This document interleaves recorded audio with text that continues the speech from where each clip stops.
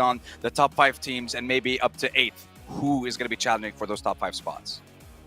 Okay, well, going into our Miramar here, what about your teams to watch here? Let's start off with you, Sandstorm, since I usually start Maxman. You can see your teams, the Galaxy, Bacon Time, Agon I8. Okay, let's hear it. Well, with Agon IA, these guys, I mean, they showed us something special on the very last day of survival stage, but we're not seeing any of that in today's games. They were very late on their rotation coming up from the military base, and when we saw them going into Zone 2, I believe Zone 3, 2 or 3 of the players had like 3 bandages and no stims. They were running out of meds, so those late rotations are hurting them a lot. Bacon, one of the top performing teams on Erangel as well. We didn't see them do anything in the last game, didn't see them do anything in day 1, so the reason I'm focusing on these teams, they're at the very bottom and they need to perform and they need to do it now. Otherwise, their journey is done in the PMGC. All right, well, looking at your picks, Maxman, I can see a certain team in there that you said you would not predict at all today, or at least as a team to watch. LGD, interesting. It's not my pick. You told me to pick it for you, Jason. I took it for you. I took Besiktas and Vampire. I didn't hear Jason do that. I was going to say I've proved we didn't record anything, unfortunately. But yeah, LGD, I mean, they were in a position that was not great before this game. They were in 11th position, and it was said, right, also that they only have a certain amount of games where they can potentially hope to be back in a race.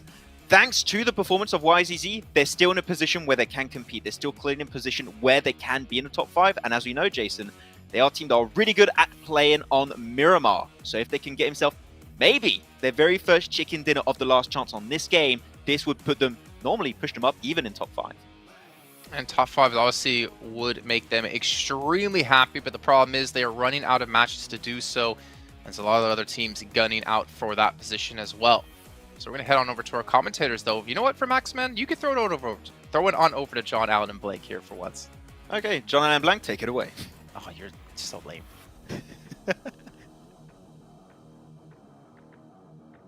Imagine being so lame that you have to get Maxman to do your throws for you. What is this? What is going on? You know, I particularly liked when he stumbled trying to get Max to throw to us in the first place. Yeah. And then Max was just like, you know, take it, boys. And we did. We took it off his hands. You know, now we'll take the pressure away and we'll have to sit back here and watch for 30 minutes as some of the best teams of the world are going to get cut out. You know, we're not seeing a lot of these guys going through over to the grand finals. 11 teams will be leaving us now. A lot of these teams are fan favorites too. I don't think there's anyone here in this PMGC stage that no one's cheering for. I think everyone's cheering for these teams. I'm passionate about all these teams as well. There's so many cool and interesting step-ups in terms of performance, in terms of gameplay, so many separate regions. I think this is one of the most inclusive PMGCs we've seen in a long time, with a lot of different regions finding their star power, finding those members that can operate on that world stage, which is so cool to me. And I think that a lot of that comes down to just the format this year as well, where we have had a much more evenly based tournament format, in which case teams can get in, where, you know, if you do very well in your league stage, you get a big bump up in performance and points over towards those finals in PMPL, which has meant that a lot of our teams that are consistently the best have had that big chance and that big advantage to get towards the finals. And if they don't make it through the finals, well, they weren't good at sprints and they wouldn't have done good here. So we have the best performing on this grand world stage with new stars and the right world stars as well here for us. So everything is aligned for this best, I will go ahead and say it, the best PMGC we have ever had. And with this Northern Circle as well, it has been chaotic, particularly with that last Erangel 2, and these teams, these players have had to deal with some very awkward scenarios and have dealt with them admirably as well. We've seen a Northwestern Circle before, Blank. It was HVVP's game, and they couldn't have it at a more important time as well. We've seen, well, not only in just this tournament, back in Group Green as well, there was this Hard Northern Circle. They won that as well. Hard Northern Circles on Miramar are an HVVP speciality. They need these points now. Can they get them when it matters most? I feel like this is a team that would be so disappointed not to see in the PMGC finals in Jakarta. It wouldn't feel quite right to not have them there. And they're currently in 9th place. If we shut it down now, Inco far ahead of them. Well, I mean, this is what I'm saying, that there's so many teams that we would lose that you would be hesitant to see not go through. And the thing is in the top 5, all of these teams I would 100% support them going through to the grand finals. I would also be 100% sad if we didn't see the likes of BTR, HVP, Damwon, Reject, VPE, Aegon, Nigma, Bacon Time, Besiktas. There are so many teams here. You're just naming the that- whole table. Honestly, all of them. I would be so sad to see all of them go out. So every time someone bumps themselves up into the finalist position towards that top 5, I'm happy. I'm happy for them. I'm also sad for whoever drops down. It's terrifying. In the meantime, you could be very happy at home because you will be rewarded with a PMGC special crate from 2022, and that releases tomorrow. It's an early Christmas gift, guys. Don't you worry. And it doesn't end on Christmas Day either. It goes all the way through January 8th. So if you missed it, you were spending time with family. Maybe you were trying to put that phone down at those meals that you were spending with all your friends and family as well. Perhaps you can pick your phone back up again once it rolls around 26th and realize that the 2022 special crate is still here. Sat in the corner of the party with your phone, getting your PMGC crate going on, thinking they don't know I've got my PMGC crate. Just they're one step behind you. Don't worry, you'll be You are the pretty cool happy cat with that. in Exactly. that scenario. You are the cool cat, indeed. I don't think anyone wants to be called a cool cat these days, sadly. You're a cool cat. That's thanks, bro. I appreciate that. See, I like being called a cool cat. I'll take that one. In the meantime, a lot of these teams will have to be very cool indeed because the pressure is on, massively so at this point in time. Some of these teams would like to get some more points. For Inco, I said, they clock in at 9, they get the majority of their work done early, and then they relax the rest of the day. They're efficient workers. They're smart at working too. You don't put the effort in where you don't need to. But for Inco, that last game maybe wasn't the most productive power hour we have seen from Inco Gaming during this tournament. 63 points, 9 points found that last one. Usually for Inco, they're looking for a big game in terms of, we're nigh on the 20 to 30 point mark, which really does see them safe. 9-point game, that's underneath the average that you would need to be hitting to make towards that top 5. Currently, they're right on the cusp with 63, and Gainlord is hesitant to let up right now, getting a lot of points every single game here on forwards. Towards the start of last chance, things looked a little bit rickety for them, but the boat has been patched up. The raft looks a lot more safe and secure, and I think that Gainlord does have a chance now to get towards the grand finals. Inco did send very central very early. It's what they do. They are now to the northwest of water treatment, pretty much slap bang in the center of the circle on this position. They'll be joining the likes of Gamelord in that middle set. Nigma Galaxy as well, crunching up on the south side of Crater Fields. Down1 Gaming a little bit behind them on the queue. Alpha 7 pushing in from the northeastern side. Torre Hamada right now, currently on the east cut of the circle.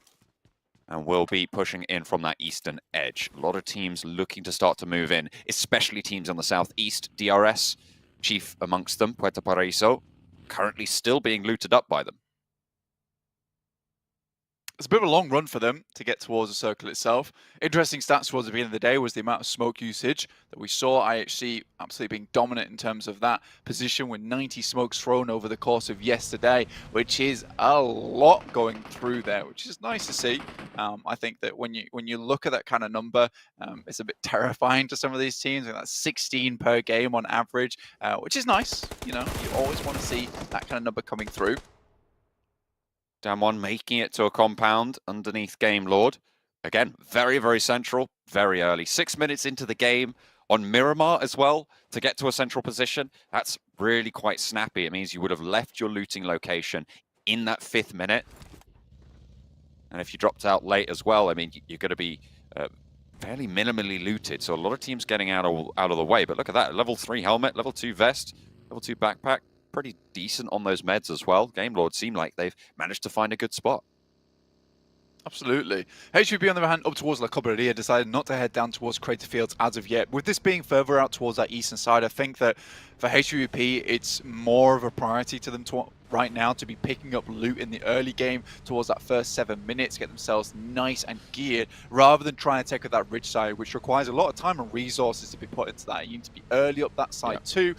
So I think for HVP, this is not a bad idea to be picking up loot now, understanding this could be a very hard eastern shift on this next circle. In which case, that ridge side doesn't become very valuable anymore to you whatsoever, because you have to come down off it. Let's remember that. If it's not definite on that position, when you are leaving that spot, you're having to grab vehicles and send off the top side. More likely, teams around this area will be spotting you and taking shots. And I think even going further beyond that point, yesterday and throughout Group Green, this is a position that HVP found so many points from.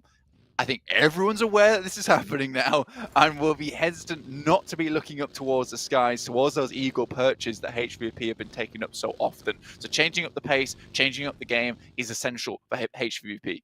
One of the changes that they've made is actually Tixie's position is a lot further west currently than it usually is. Playing on the west crater fields. Normally he's playing on the east or at most to the west side of, like the middle of the two craters, right, in those ridge lines. Maybe that's something that they've learned from yesterday's games against Bacon Time pushing in on the back. Bacon Time won't be filling in that area right now, but IHC might. Besiktas up and into a scrap with LGD as we tune back on in to the east side of the circle near Cruz de Valle.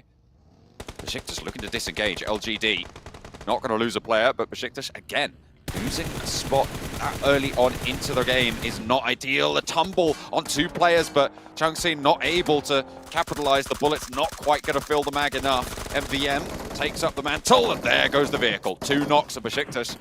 They're going to be careening all the way down to 1 player alive.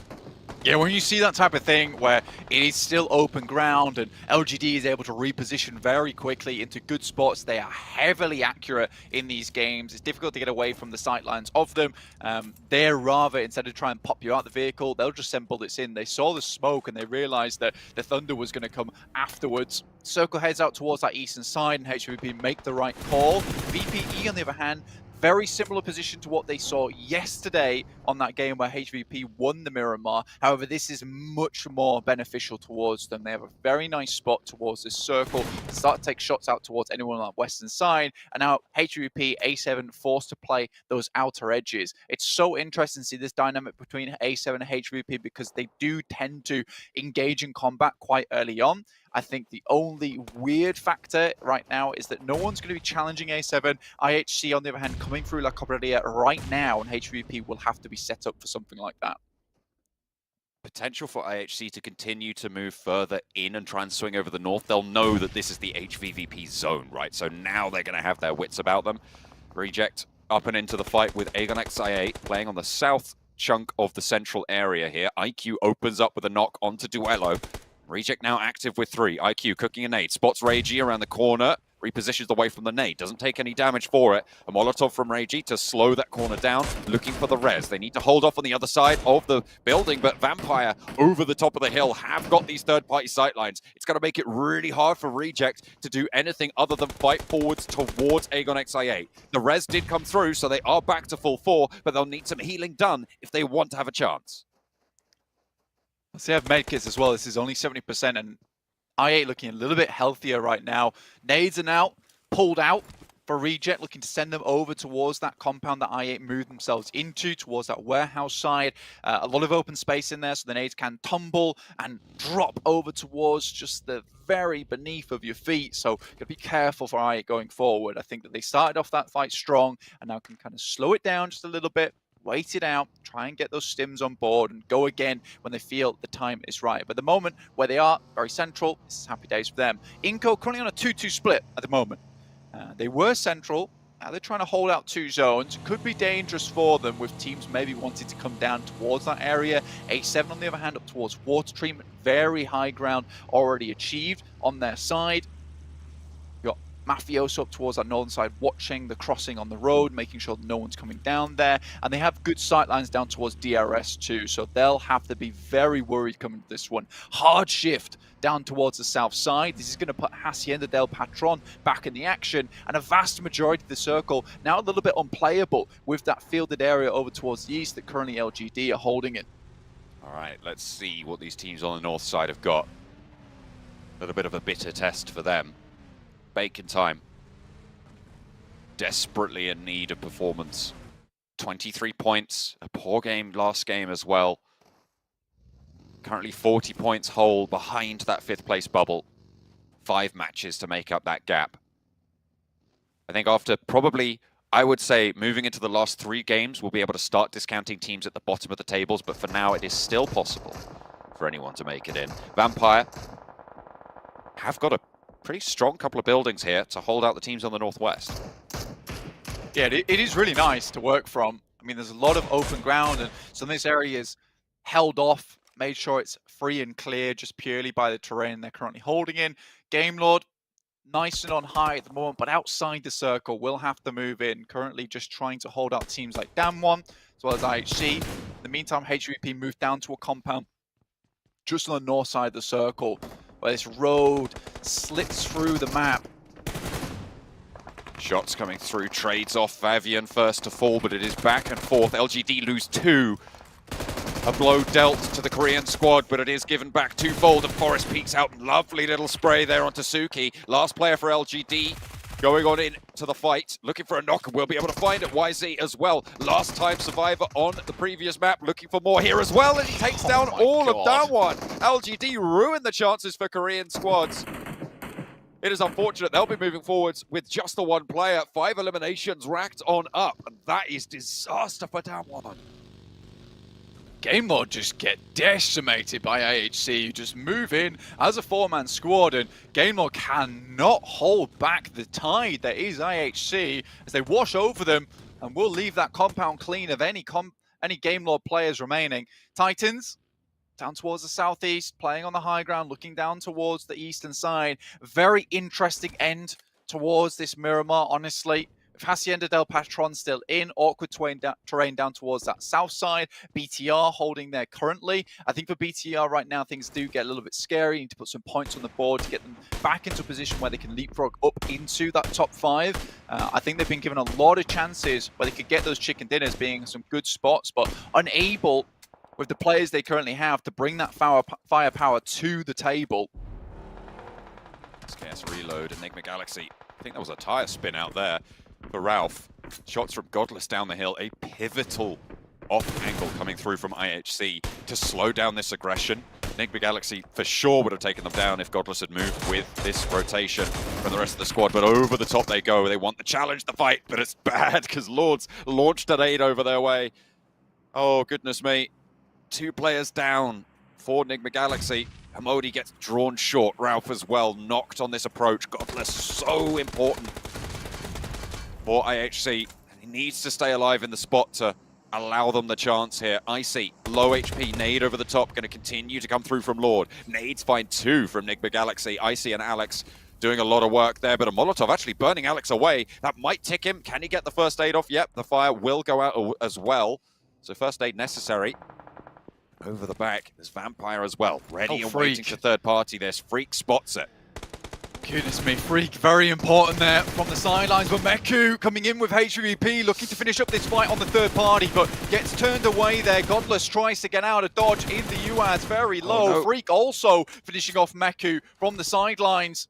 This is not the way they wanted it to go. This could have been a perfect opportunity for that third party, but losing a member on the process, not ideal. However, they had to punch their way into the circle somewhere, and this is probably the best place to do it on the top of the third party. Do not expect that player out in the blue. Meku goes down to unfortunate circumstance there for HVVP. They'll be aware of it now. Freak still low, still ticking away. Zone 4, so the zone will start to out-heal the meds. And a nade over onto Alex from Tixie is good news. HVVP continue their bid for this hillside. Remember, this is the Northwestern Circle. This is the circles that HVVP should specialize in. Shots over their way, getting taken away. Lord dismounted as well. Heals come through, looking for Kitsune. As Tixie roams the hillside further. Freak disengages. He's moved on up and out of that blue zone position. The flush comes through. HVVP, 2 eliminations to show for it. Yeah, I mean, that's a really good opportunity. Learning from that last game in the case of, look, if we need to punch in somewhere, we need that battering ram to do it. And we cannot have 2 players behind us watching out in towards that circle, towards the zone. So they wait until it encloses just a little bit more before sending outwards. I think that you don't expect Freak out in the blue, like you say, in which case they do lose a player in that process, which is absolutely fine in my opinion. But now at least they have a position to move in towards the circle. Yes, Aegon and Reject are in front of them. But there's definite possibility to pick up a position that Freak's currently playing in over on that western side. And it's better than nothing. It's behind that big ridge line as well to the west of Aegon XIA. You can see that's exactly where they'll go. It's fully covered, and they can't play on the other side of the circle. Ghost, if Tixie had gone down there, that would have been disaster. So definitely necessary for that one. A nade over the top. Not going to land in the building. Will have spotted the arc, and Tixie going a little bit closer to it. But Matic somehow lands that nade across the road. Nikke Galaxy take the tumble. HVVP up to 3 eliminations now. They can control this side, but Godless from IHC is still there. Is still in the shack that proved so dangerous for Nikke Galaxy. And when you hear that third party and you don't see an instant flush on the second, that you should know that there's at least one other player hovering around this area. But for HVP, again, this is a solved scenario right now where they're on that western side. They don't have too much to worry about. I think for Alpha 7, this is going to be a very difficult push down from that northeast edge unless they get a circle shift up towards them, which they do. This is a lot easier now for their side. But HVP have to continue onwards. Their march is made a little bit more difficult by the murky swamps of that I-8 position, as well as Reject in front of them. It's going to be difficult to get through there, and it might just be a case of waiting it out. Matic knows the position of Godless, just waiting for him to peek up for just a little bit. He has to move out of this position. So for HVP, it should be another secure elimination unless the players from I-8 can pick this up away from them. Godless might try and take a challenge, maybe just look for a cheeky little knock. Smoke is there. But yeah, you've got to imagine this draws to a close fairly soon. HVVP can swing down to the south side of the ridgeline, but then they're directly challenging Bigatron's sightlines coming on through from that southwest side of the circle. Bigatron been fairly quiet for them at the moment. They have been playing near the urban environment, near those buildings, and it's very unlikely that teams are going to be rotating in behind them. They can just chill out for a minute, but they will need to figure out where to go from here. It is so difficult now to get past this position. Looking for Godless, an ideal scenario, pick up that elimination and maybe think where to move next. I think crashing down towards I-8 spot, not the greatest of ideas. We're heading further down towards the south. There is warehouses down there. Finally, he goes down to Inko. A very long distance shot. Inko, by the way, spot where that is. That early rotation from Inko still very much paying off. It's working out yet again. Team in 5th place right now. I mean, it certainly is doing wonders for their table standings, Blank. Yeah, and they went for a 2-2 split at the beginning as well. I mean, they lost a player, able to get the res up, but they secured 2 positions around the map. VPE tried to pick up the other, in which case they immediately regrouped towards that northern side. So they're securing positions within the map at the moment. Yes, it's not the most central position, but it is somewhere to play from. You have teams like DRS, Titans, BTR, all with difficult decisions ahead of them trying to move downwards. I do respect the hell out of A7's current predicament because they're up towards this northeast side. They've already sent 2 players up playing as front men for them, trying to allow the rest of A7 to get through. They send up in the vehicle, and slowly but surely, they have just pulled each other towards this ridge side under the cover of each player. So sending up 1 towards the ridge side in Carrillo, getting Mythic up there next, and then allowing the rest of the team to move to them with the cover of those 2 players in that position. So a very slow, tactical, but successful push coming through from A7.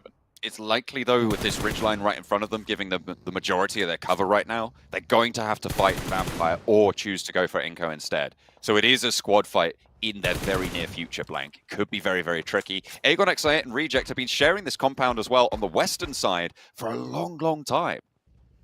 I mean, they both just realized that this is a strong spot, and it would be unideal at this point in time with the amount of low ground and flat grounds around them to go for a fight. Very easy third party on the cards for them. DRS trying to pick up that position behind the guys from A7. Rules gets there, will be dispatched. Unsure about that rotation. They knew Alpha 7 were up on that cliffside, and it was a completely bare knuckle push. Just going straight over towards it. Luckily, they do get knocks back over their way, but DRS have lost 2 in the process. 2 of their players going down. Leaves only Gianti on the reses. Delta still on this hillside. And only the one that is really resable in this scenario, Alpha 7. Fortunately, losing Mafioso, so they are going to be nerfed down to 3. Rules falls, and they pick up a point for it, but you don't want to be losing players when that squad fight is so close on the doorstep. Bacon time. Now an opportunity to pick up some big points here. Very central spot. Nice high ground to play around with. A lot of buildings to cover, to hold on to. but also a lot of little bits of cover that they can hold on the sides from. And I think that's the major thing that you have to concern yourself with here on Bacon Time side, is that there's hills going up this position. It's hard to push onto it without vehicles, which will really expose a lot of players coming up that way, in which case Bacon Times can kind of isolate and consolidate their forces onto one spot. DRS moves up, and A7 so far taking a lot of damage from them despite getting the initial knock over their side.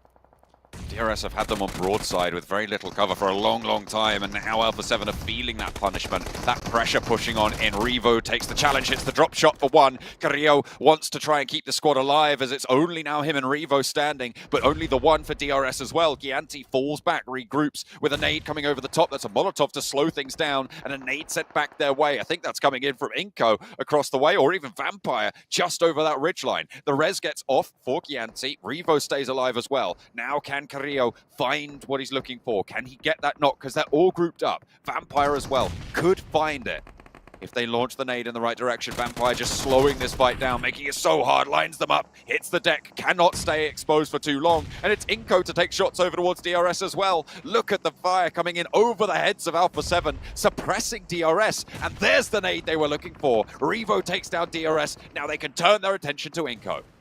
A second place team going head-to-head with A7 at the moment does get dispatched.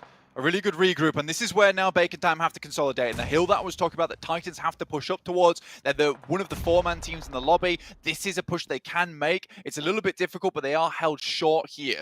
Sending smokes up towards that top side as well as nades to clear out the positions close by. In the meantime, HVP taking shots down towards BTR, trying to close out this rotation down towards the southwest and open up a spot for them to move in. One knock found at the moment, and BTR in dire straits at the moment with no real space to move through. HVVP just about using every single inch of that ridgeline that they've been given. They know where BTR now, but Matic's moving slowly, speeds up a little bit as soon as those bullets start to land. Zuxi traded off as Tixie's on the ball. Liquid looking for answering shots, but Tixie does get knocked in the process. They cannot afford to lose another player here if they want to have a big game blank. Tixie will need to be rezzed. Kitsune right nearby, but Tixie caught out. The smoke covering off the answering spray from Matic to keep their heads down. And Bigatron not going to fall just yet. Oh, just about. Going to survive behind that. The vehicle does go up, but the reses are starting to come through for Bigatron. They're keeping themselves alive. And the circle moves away. They'll have to go further. And in 40 seconds, that will shrink.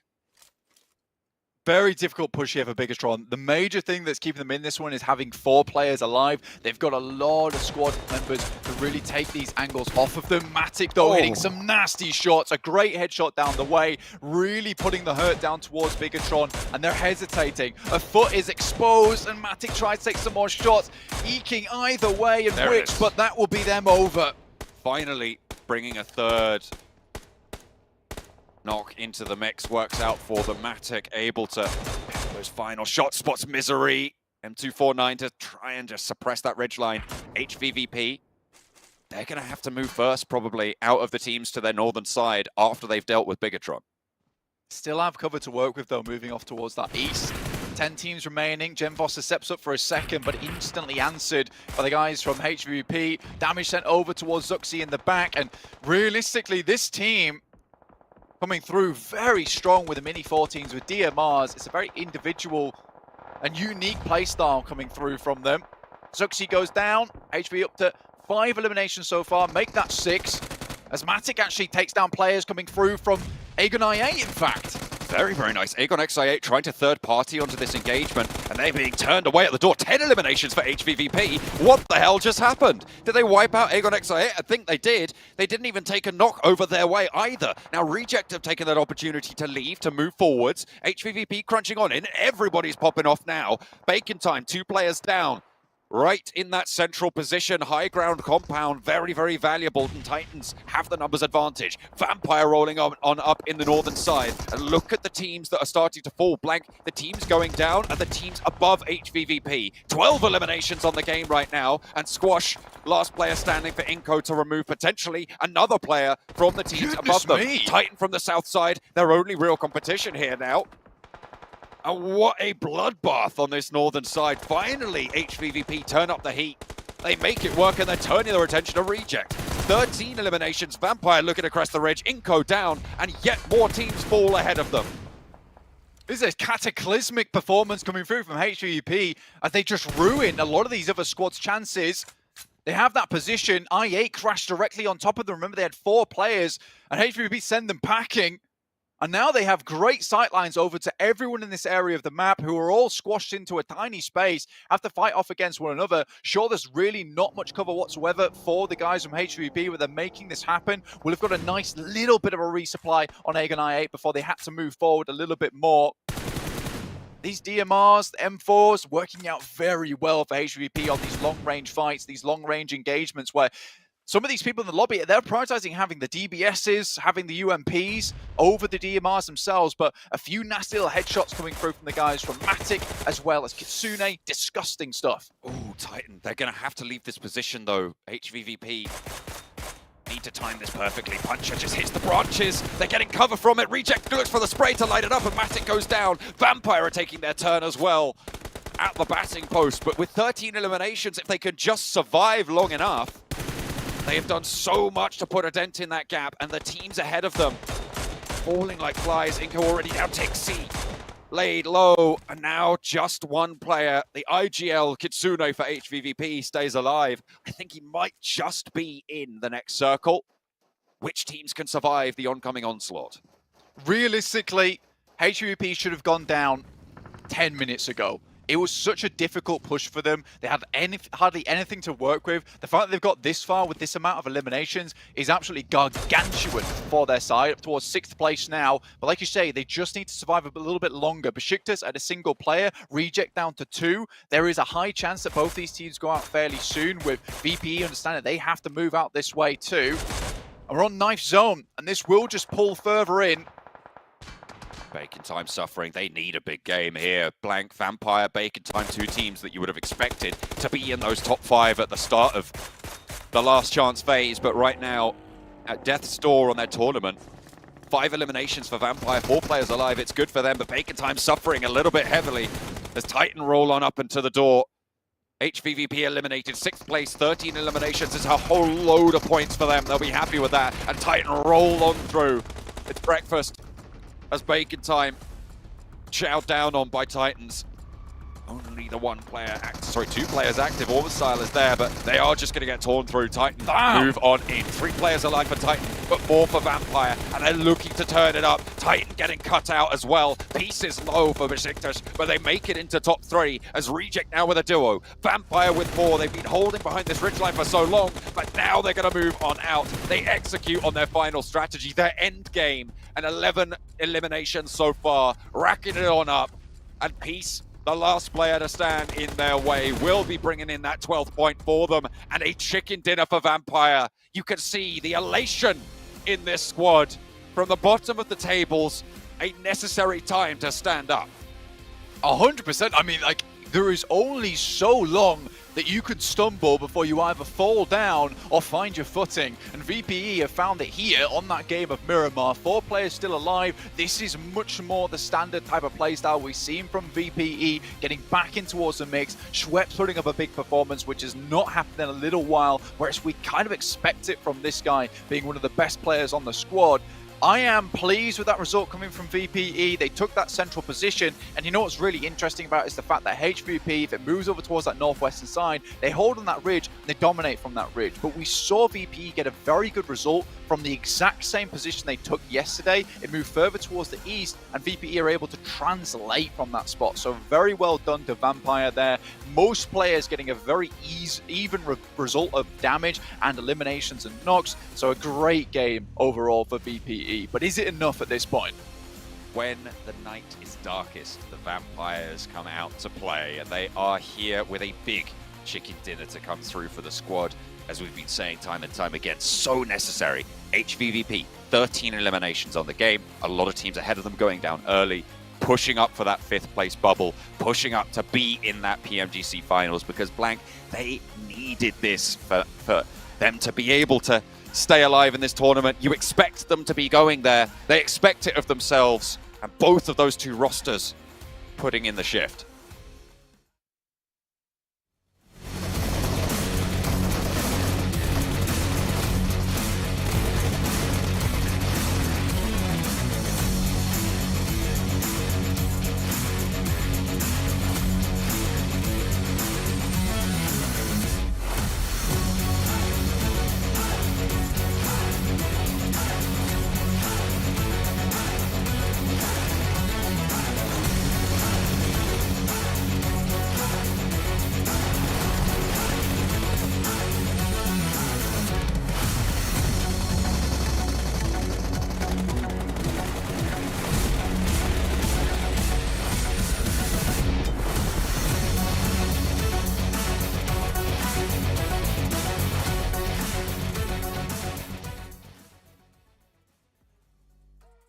see what that win meant to Vampire Esports here, getting them back in the running for top 5 to potentially keep that door open to get into the PMGC Grand Finals. 27 points here picked up from the team.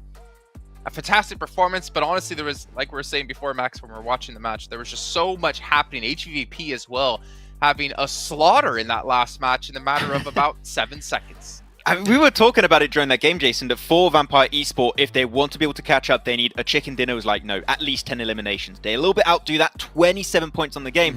And this just gives them, I think, a glimmer of hope that they desperately, desperately needed. Because things were looking so grim for them before this match, but those mini 14 fights, Sansa, were just amazing from Flukev and Stone. Like, these guys are on point, and of course, Schweppes being Schweppes, he's just always going to pop off.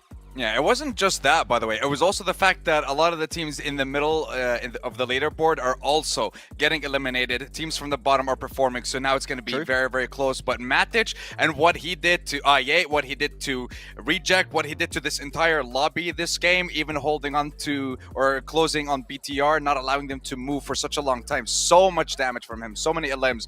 Very great game for HVVP. But if I'm being honest, this is the second time that we're seeing them on Miramar get gifted the first, second kind of zone. A lot of pressure is alleviated from their shoulders, so I want to see them perform like you mentioned before, Maxman. I want to see them perform the same way Inco would if they weren't gifted the zone. Where is that performance from HVVP? I do have to agree, but in general, I think that this is them willing to be just a little bit quicker on their rotations, even in zones where they're very familiar with, and I think that that's just a great change to what we saw from them yesterday. And man, they eliminated, there you go, that's the word, 2 teams in a matter of like 10 seconds. Like, they just flipped a switch in that game and just went super aggressive, so good from HVVP. We'll see if they can keep it up in the next matches. Well, you know what, Maxman? I'm going to flip the switch here and send us to a quick break while we get things ready to go for our third match of the day.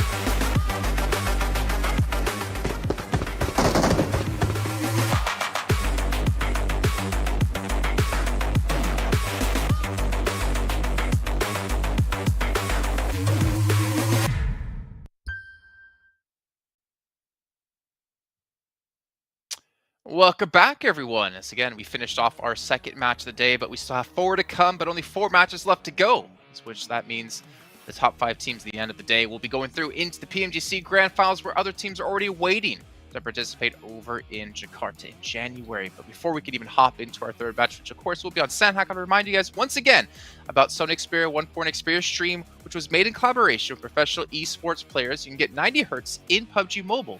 Xperia Stream's total cooling system and multiple ports for intensive gaming and streaming. I learned yesterday not to throw that over to Max and Sandstorm because they don't remember the last word for some reason, but one thing they do remember is how awesome Prime Gaming is, because you can get exclusive in-game free PUBG Mobile items as well as additional content beyond that. And even with the Prime benefits, it's a win-win-win situation. Just no chicken dinner involved. I don't know how that works, but I thought it came with it, with the deal, but that's fine. I don't know. Let's take a look at our overalls. Let's see where we're currently standing here. Alpha 7 going to be in first place at 103 points. And we have seen Titan move up to third, but there hasn't been a shift at the moment in our top 5. However, HVVP, Vampire Esports, Game Lord, they're coming. Problem was Game Lord got 0 points in the last game. Yeah. Oh Lord, they're coming. It's Vampire Esports. Vampire started off the day in 15th position right now, Sandstorm. Now in 7th position, just at the door of making it potentially in that top 5 position. One other just even average game would be enough, but we know the competition towards the top is just so tough right now. All the teams are taking down one another. It's a tough position to be in, but at the bottom, it's looking a bit grim for the teams right now.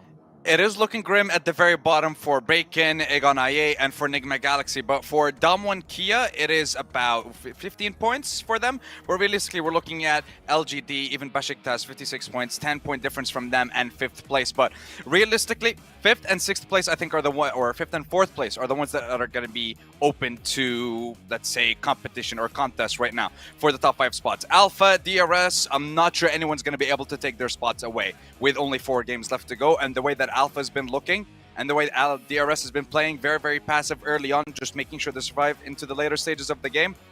It's going to be very interesting to see these last games for sure. Yeah, you have to imagine that if you're the likes of one of those two teams, you just don't even care about playing super aggressive. You don't care about winning matches. All you care about is just surviving to the late game, right? Try to get as many points built up just from placements alone. And ideally, no one should be catching you. But let's see your two teams to watch here and see if any of these teams could potentially catch up into our top 5. HVP, Vampire, Alpha 7, Maxman. A little bit of a cop-out answer, but you know what? I gotta respect it. It's fair. I feel like if I pick any team outside of top 5 right now, I'm just going to bring bad luck to them right now. I've done it for BTR. I've done it for Game Lord. Like, it's got to end right now, so I'm just I'm going for the good HVP top and answers. VP aren't top 5 though. Sorry, the teams are like not in the race right now. Okay. That makes Sorry, yeah, sense. we're close to top 5, yeah. Looking over towards you though, Sandstorm. Again, 2 teams in top 5 at the moment, and HVVP. Talk me through it. HVVP, because I want to see them perform again without the zone giving them a huge advantage at the very beginning, and especially when we're looking towards Sandhawk, these guys need to perform a little bit better. And when I'm looking towards the rest of the teams, Titan, just consistency is there for them towards the end of day 1 and slowly getting themselves in those top 4, top 5 positions multiple times. So pretty good for Titan. And DRS, keep up that passive play in the early stages of the game. Get yourself as a nice, cozy position towards the end, and you should be perfectly fine and ready for the grand finals. Well, I have read the script here, have learned that HVP will get a Northwestern Island zone. Let's see if it's going to work out for him, though, as we head over to our commentators to kick off the 3rd match of the day.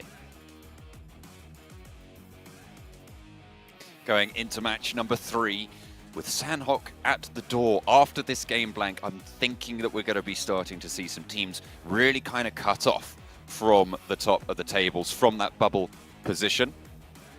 Blank won't have been able to hear me as I was saying that, but you guys on stream will have been able to hear you, hear what I was talking about. After this game, Blank, I was saying that we're going to be starting to see teams cut off from the top 5 bubble spots. That is correct, John. Thank you for consolidating that into a nice, concise point for me to understand and then reply to, which I will do right now. Oh, we are, good. yes, 100% going to be seeing some of these teams being cut off towards the bottom side. I think for Enigma Galaxy, IA, Bacon Time, if they do not have a good performance here that sits around about 50 points, it's going to be very difficult over the next 3 matches at the end of the day to actually hit up towards that top side lobby. Certainly possible with this type of a sprint format, and particularly with the way that the lobby currently is quite evenly split all the way down to the bottom. There's still a chance. I think Inco right now is that team that everyone's gunning up towards. Right now, HVP is currently tied with them at 66 points. That tiebreaker currently being the placement points they were able to accrue on Inco's side. 38 eliminations, but only 28 rank points there for HVP as opposed to 32 on Inco. They do need a little bit more. However, Inco so far have been struggling to find that golden kind of opportunity they were able to find in the past couple of days where they were getting those big points, getting those big numbers put up. HVVP currently 3rd highest eliminations in the lobby. 44 for Alpha 7 and IHC on 41. So they have definitely had an impact, I think it's safe to say. See if they can do so again. But Inco, that central style, working out for their placement points, which after all is that tiebreaker position as we come close to our first circle coming through. Wait for that one to hit. Obviously, Inco were on board with them right now, needing to put up a good performance at the moment in 5th place, right on the edge of being knocked out here. VPE, things looked very dire for them. I think they were down towards that 15th place position at the start of the day, now up towards 7th at the moment, which is incredible to see for them. 62 points, looking to get up towards the top 5. Going to be hard to dismount DRS, but with Alpha 7 taking 103 points, putting that buffer between them and second place quite high, first team to reach triple digits here in the last chance, there is a lot of opportunity for other teams to leapfrog underneath some of these guys like Titans, IHC, Inco, DRS, who have yet to find those big games consistent like we're seeing from A7 at the moment. And if you're one of the teams that is looking to chase that bubble, you're very happy to see Alpha 7 earning all of those points, right? You're looking for them to take those points away from the other top contenders, unless all of those other guys are finishing in 4th, 5th, 3rd places, that sort of area at the same time. You're happy that Alpha 7 are taking a big chunk away from you because it's unlikely that you're going to get up to that first position or challenge for it, but you just want to have that bubble reduced as low as possible so that when you have a pop-off game, like your HVVP, like your Vampire Esports, you have managed to put yourself back in the running.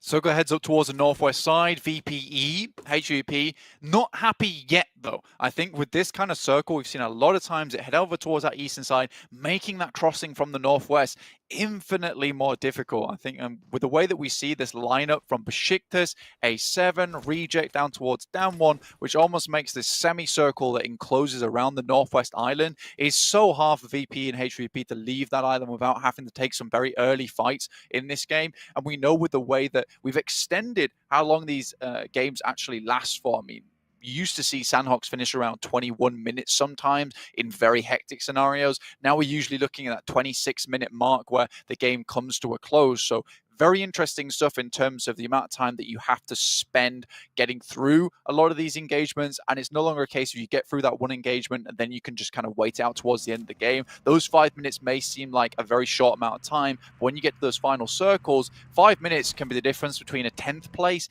and a 2nd place. Very early move from Reject up to get that crossing.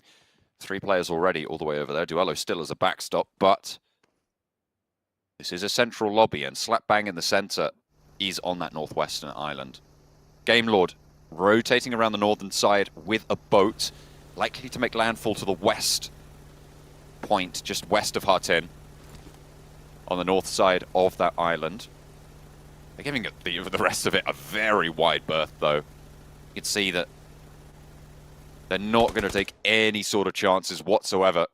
In the case Besiktas are holding on that northern side, but they are moving down south towards that bridge. Vampire looking to try and control that crossing, but they've allowed Reject in on the south side into one of the strong compounds on the northwestern island underneath those cliffs that HVVP will be looking to exert control over. Yeah, getting here early is a little bit of a Hail Mary, honestly. It's one of those positions that gives you a lot of comfortability. And Inco were looking for this as well, it seems. Hoping to sit out the majority of the game. And with Reject already being in that position, goodness me, now Inco's in a really tough spot because this entire macro decision, this entire push from them gets sent away, and they're left feeling a little bit questionable where they want to go next. That confusion starts to set in. Where do we head towards? Which positions can we take on the map that haven't already been taken? And I think this is where it gets very, very different for Inco, considering a lot of teams have made that analysis, watched the VODs from yesterday, done their homework, and realized that Inco were just finding good spots in the circle early on in the game, which could work out towards the end game, and then just sitting there. And more often than not, they're finding those spots. You can see that confusion really coming back to bite them because they are just circling, and there's no longer anywhere for them to go. Dogs of War of HVVP smell the cordite on the breeze underneath them. They're looking for those sneaky little shots. You could see just peeking in and out. Matic wants to get any sort of information, probably more valuable at this stage than the eliminations, because HVVP already have a high expected value point scoring position. Have to see where the next circle does go, but at the moment it is very much in their favor. Game Lord made net landfall on the northwestern point of the island west of Hartin, and they are now land fallen. Duello finding Squash, and again, Reject exerting a lot of control for getting here very, very early. Yeah, it's literally the Inco play, and Yeah. it's funny to see it come back to bite them because you have this singular play where it's worked out so many times because other teams have not been going for this same rotate. As soon as another team takes up that position, Inco is just completely floundered by that. I genuinely don't think that they knew what to do after a team was in that position. They had no backup plan, to say the least, and hoping that that would just take them all the way. And this is the one thing that I was worried about, the one thing that I thought would cause problems in future for Inco, and it's certainly starting to rack up now as they're not finding those points. Again, 54 at the start of the day, able to get 12 points on the day after getting quite a lot of eliminations from that bankside position over on Erangel, but it's not really brought them up to speed with some of the other squads towards the top of the lobby, like Titans, who have made a really good run for it, trying to secure their place in that grand finals. If you remember, Blank, we were talking about where the bubble is looking to be at the end of today, as Lord takes a tumble. We were looking at how many points were able to be earned in the survival stage, where they all played. Oh dear, we'll talk about that shift in a second. But where we're looking at that bubble being is on that 10-point average line. At the moment, a lot of teams are falling quite far beneath that at this stage. So we might have a reduced bubble at this point. But Blank, tell me about this shift, because it is quite dramatic. It really is quite horrible. This is what I was talking about earlier, where, you know, HVP and VPE still worry for themselves when you see a shift like that. Zone 2 is always the hardest shift that we are going to see, so it could really go anywhere a lot of times within this circle. Heads hard up towards that northeastern side, which sits us on that bridge. Now, a lot of teams at the moment, again, prioritizing those central spots, have almost ruined themselves by taking these positions down towards the south side of the mountain. I think you're going to be struggling for a lot of them. Titans, on the other hand, who have yet to move, actually secure themselves a good spot within the lobby if they move in the next couple of minutes, purely because there's so much open space on this eastern side. It could be west, it could be east, but if you're on the western side, you're in a world of hurt anyway with the amount of teams already here. The Inco duo sending as fast as they can towards the water and trying to potentially play underneath that bridge. That worked out for them in the last game, so why not? They have managed to pull up on that west side of the bridge that connects the Northwest Island and the mainland. So open, though, that crossing. Yeah, it really is. I'm surprised they even got that far, to be fair, as a duo. But once again, Vampire play on the hill to the northeast side of the HVVP mountain. But this time around, HVVP move in nice and early to get a little bit of a foothold to give them a route in. Last time we saw them come into conflict was IHC take a fight with LGD, and actually Alex controlling the roll-up nut really beautifully there as a solo outpost for IHC. We'll be able to look for these flushes as well. Really good stuff. But when we've seen Vampire contest on that little mound to the northeast side of HVVP, we've seen them not move early enough, and HVVP have learnt that lesson. Absolutely. I think getting up towards this position gives you a lot of high ground control. I think for HVP at the moment, you know, those elimination counts are really giving them the majority of the points that they need. And I think it's this point in time where this circle isn't always going to favor us, but what we can do is we can shift from this mental play style of, look, we have the circle itself, so let's just continue to sweep. We'll play that 2-2 position. When they don't get the circle like this, I think they just have to completely start thinking about, right, we have to go into full elimination mode and start bringing out the big guns and just taking as many shots as possible. Because if we can clear out teams, we're technically clearing out space. And I like that from HVP. IHC rolling up, pretty much completely destroying the rest of LGD, who were at 60 points and they were bringing it back. But after this unfortunate loss, going down in 16th place now, which happens more often than not for LGD, a very streaky team. Some games they look like the best team in the lobby and maybe even the best team out of PMGC. Then other games they look like this, where it just feels like they're not even part of the conversation. And that's a really difficult thing for me to analyze on the desk, for the actual desk to analyze over on their side, as well as for you guys at home, because it feels like if you want to cheer for LGD, sometimes you're cheering for an LGD that seems completely different from the norm. It's odd to see, and I think I'd like to see LGD bring it back into that position where they're performing similarly every single time. However, at this rate, I don't think they're getting towards the grand finals. Circle again onto the bridge. Somehow, Blank, Inco are in a central position. Okay? It's just one of the facts of the universe that if there's a circle, it's very likely that Inco are right in that middle spot. But Nikke the Galaxy move around the north side and scout out towards underneath that bridge. And actually, with Inko swimming across, trying to make it to the other side, that could be difficult. Vampire this time around, however, are going to control that approach. It didn't work out for their control over Inko, but Nikke the Galaxy will feel the brunt of that pain. Ralph spotted, shot down, Schwepp picks up the flush. HVP even got involved on that engagement as well, taking shots down that way. VPE, though, in a good spot at the moment. Like you said, though, oh, dear, he has the vehicle underneath. Try and keep these players off him. Keeps pulling out the nade. That is mean. That is really mean. God, that is a like a little presence. Yeah, a little exclamation mark above his head. Alpha 7, up against IHC. It's a knock apiece. 2 4-man squads. So far, though, Godless getting knocked too. That's them down to just 2 players. Continuing on that streak. 2 for 2. I would love to see this fight right now. I mean, it is all going off. I mean, IHC would really like to get some points, and purely taking out A7 out of the way means that a lot of those points being ripped away from the top of the lobby, IHC could probably secure a little bit of a better position towards that top side of the top 5. Bacon time with a strong position as well. Vampire had their turn. HVVP had their turn. It is Bacon Time's turn to step up from the group green heavy hitters. But IHC demolishing on this south side might ruin Alpha 7's chance. You don't want to let IHC be getting these points if you're chasing for that bubble either, because they are much more within reach than Alpha 7 are. So you do want to root for them. DRS rolling across the top of the bridge. Nobody else had this idea, Blank, but it seems like nobody else had a good idea either. Into the back of the pickup, and they'll be playing with the cover. I like that a lot. It's like everyone's, we gotta go underneath the bridge. And DRS is like, why don't we just use the bridge what it was made for? Let's just go on top. This makes no sense. In fact, everyone else in the lobby, completely illogical usage of the bridge, which is, this is a comfortable way across, let's swim. That's not how I see bridges in particular. However, Inko seems to find success off the back of that approach anyway. Alpha 7, though, with 2 players, actually taking down more from IHC. So once again, another 2 for 2. And holding on, another knock comes through on that side. That's VPE, Vampire getting involved. They needed to be able to get up in there for the vault, but now there's 2 players down on the inside. Alpha 7 holding off against IHC. First knock is close, but there's 2 players still on the inside to handle. Carrillo gets the spray down, needs the weapon swap, a sliver of HP on the inside, just jittering around the corner. Nervous now, but the fancy feet win out the day.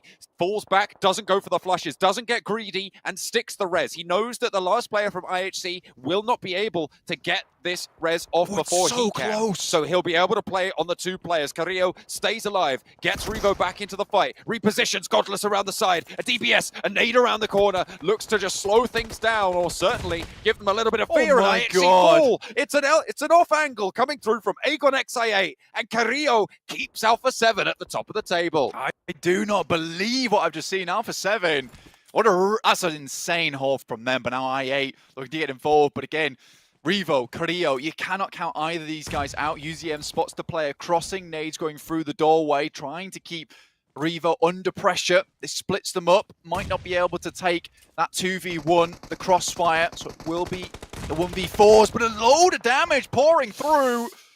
Another test for Alpha 7. This time Aegon XI8. Revo has the bulk of the health right now, and Carrillo is down. They've taken it in turns, and nades towards the back are going to make it even harder. Revo split from his teammate right now. And he looks for the challenge. First knock, taken down. Excellent start. Needs to find another. Looks for the spray. Crosses the doorway, and he falls down. Aegon XI8 proved to be just a little bit too much. You can't really blame them coming off the back of that fight. The circle shifted down south, so now Aegon XI8 with a brilliant compound. HVVP controlling the hillside on that western edge of it. Down 1 trying to challenge, but in the meantime, Game Lord and Besiktas trying to leave from H10. Narvalo up with the DBS. Son HP also laid bare there. Hits the deck. The helmet bouncing off the wood there. Makes the resounding sound of defeat on that side. BTR, similarly, Zuxi going up against 6. Misery's already down, but Titan's in a worse spot. But nades pouring over the top, and Jem Foster cannot handle the amount of firepower coming out from Titans. 2 players down. BTR trying to activate now with the Liquid! DBS. 1 and 2. 2 shots, 2 knocks. Liquid has to worry about his left flank though, because Teak is there. Sprayed down, and he will be able to find a knock over onto one of the forward players from Bigatron. There's a res going on in the backside, and Teak is pushing up. Zuxi wants to stick this one, knows that Teak might commit, but hang on a minute. He pushes over. Titan take down Bigatron, and Zuxi caught unawares there. You've got to wonder what was going through their mind. You take the challenge. You know Teak's pushing, but Titan stay alive on 2. This is one of those speed plays. You either commit to one decision Oh, or the other. no. What is that? Out in the water with the loot crate, a small island with a compound down towards the southeast. Maybe Titans want to pick that up. I don't know how close anyone can get towards that position. Nenebete might be able to swim his way down. Remaining in this game for a long, long time for Inco, but I don't know if these placement points are going to cut it for them. Titans for Tixie and HVP looking to move up towards down 1's position. They got ahead of them nice and early, but Nade's still pouring through. Favian moves down, knows he has to get off this top side, considering this is no longer an ideal spot for either of these teams. Song waiting. Favian leaves. Wants to take a dip. Maybe looking to go all the way across, but doesn't quite get into the deep water in time. Maybe he thought that it was a little bit deeper there, but there's quite a lot of shallows in this river. You have to be very careful when trying to move forwards on it. HVVP moving forwards towards down 1 now as the circle pushes them into this engagement. Sung close to the rock. Needs to hold off against at least one of these players. Kitsune swings out wide. HVVP cannot afford to lose a player at this stage. They need to keep it together now. Getting the damage in. Kitsune goes low on the wide, deep swing. Sung will be falling. Forest now, last player standing for down 1 as HVVP just about holding it together. Will be caught out, and now they can move further down, but Kitsune is bleeding out. Down 1 eliminated. The chase is on. HVVP, they're up in 5th now, Blank. The fact that none of them actually went down is a huge shout for the performance going forward. Reject, though, still spotting up towards that way. Duello looking towards that position. I8, 6 eliminations so far. Looking to take down Duello. That nade should do the trick. Takes him down. 7 eliminations for I8. Maku taking a huge amount of damage from VPE, who are watching them as they walk down this side. It's completely barren, open ground for them. And 9 eliminations for Vampires, looking to set themselves up towards that top side of the lobby already. It felt like HVVP just played this a little bit too slowly, and now they're paying the price for it. 2 first aids as actually Fluke does go down and reposition Stoned. Looking for that cross, will have another first aid, but the drop down will take him down. Ravenclaw's there watching, and Matic will be the last player alive for HVVP. Has to just go for a shot. Try and pick up an elimination if you can. It would be great, but Schwepp, he escapes the first set of spray, but needs to go for the reload, and he's spotted by Ravenclaw. Unfortunate for HVVP to not pick that up, but Vampire are going to be really slowed down by that. They'll lose a lot of scouting power, and they'll lose the potential to go closer to this. Bacon Time, by the way, still alive. They are swimming across now and getting off to the shoreline. There's Shirty, and because Vampire were losing players, Blank, that sightline was denied and allows them an opening. Still not so bad for Vampire. They're realistically the only ones with a strong position here other than I8 who are looking to put up a big performance this game and set themselves up towards that 6th to 9th place bracket where there's a chance to get towards that top 5. They will need another big game to do it, but we've seen them do it before. UZM gets towards the coast. Stone's trying to take shots. 10 eliminations for Vampire. 4 players still on board, and already we said they're in the top 5 and they're looking to put up more points on this game, which might even see them up towards maybe even top 2 if the RS go out soon. Vampire taking shots over to Bacon Time, trying to stop their landfall, but there's always that foothold that they've got in already. Shirty, Orm style, they just want to stay alive at this stage. They cannot afford to go down this early in this one. 7 teams remaining. Going down at this point would pretty much cut them out the top 5 entirely. Big Galaxy take the tumble. Vampire really striking out, not only for the top 5, Blank, maybe looking to try and jump up to compete with Alpha 7 after this one. Absolutely, this is what I'm talking about, is that with the amount of eliminations here on Sandhawk and so many more available eliminations for them, this could be a gigantic game for these lads. Oh dear. You can see these guys are just trying to get onto the edge of the rock, because I think in certain cases you can actually start punching. It's very unlikely you're able to hit it, but it's very dangerous being close to these players because there is a chance it happens. Everyone just chilling on this side, forced to take a breather, but they will have to move out from the side of this rock soon.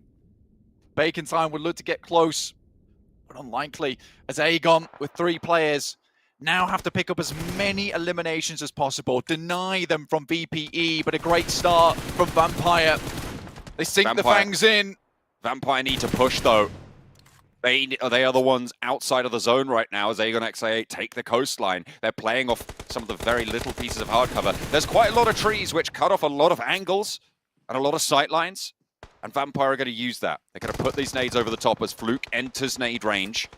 A lot of damage sent. Ghost taking the knock, and that's actually going to go over to Shirty. From that coast side, he did move up. Orb style on the forefront as well. Able to take shots from behind this rock. He's not in the zone, sure, but he's going to play spoiler to all of this engagement. Bacon time, 4 eliminations now on the game. Shirty moves out wide. What's the challenge? 5 eliminations on the game. Schwepp falls as well, and Shirty moves into position. Fluke behind the rock cannot step out because IQ's there, and the blue zone's pushing Vampire in. AQ maybe going down to Shirty here as he moves into the next circle. Bacon time start to go up on the coastline. IQ down, and Fluke now takes the challenge. Shirty's there, and the Micro Uzi gets a good spray. Takes down the 4th position for Bacon time as 3 teams remain. 6 eliminations, but Ormstyle's here as well. Looking for Schwepp in the back line. Ice gets up into the fray, but gets knocked back immediately. Shirty is down and into position. Comes Chianti from DRS. A last stand for DRS towards those top 5 positions as he crawls on forwards. Vampire down to 1. DRS on 1. And Bacon time looking for the res, but can they get shut down? No, the nade is not loosed. A 2-player potential, but Fluke in a 1v1 standoff.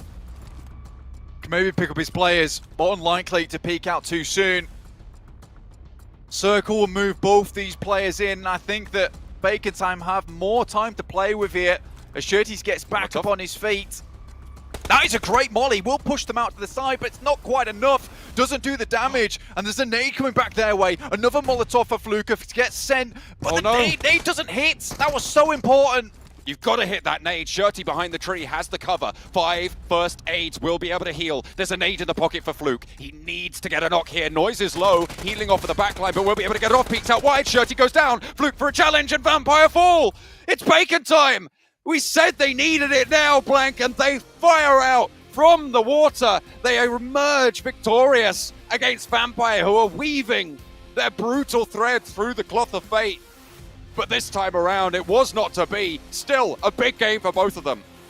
Bacon time absolutely drenched coming out from this game, but the heat rises from them. You can see the steam pouring off the heads because that was a firecracker of a game coming through from them. The fact they were able to live out for so long and hear the shooting and take that opportunity to get to the coastal side, understand exactly where that hard cover was, that is very good knowledge of the game there coming through on Sandhawk, picking up that match. And VPE furious with that result. Those extra 3 points for the chicken dinner could have set them in a secure position towards the top. I am astounded by that game. It could not have been more difficult for a lot of these teams. HVP also, again, it's that slow play style, that careful play style that has rewarded them so much in the past, which is coming back to bite them on these absolutely hectic circles. That hillside that they had to push off from is really one of their sticking points. On Sandhawk, they've died to it twice now on that very specific rotation. They just haven't been able to figure out how to play it seems, but they'll have to get a little bit further. What a way for Bacon time to close things down as well, with a pretty healthy elimination count as well coming through. 31 points at the start of the game. They'll have a whole lot more than that now.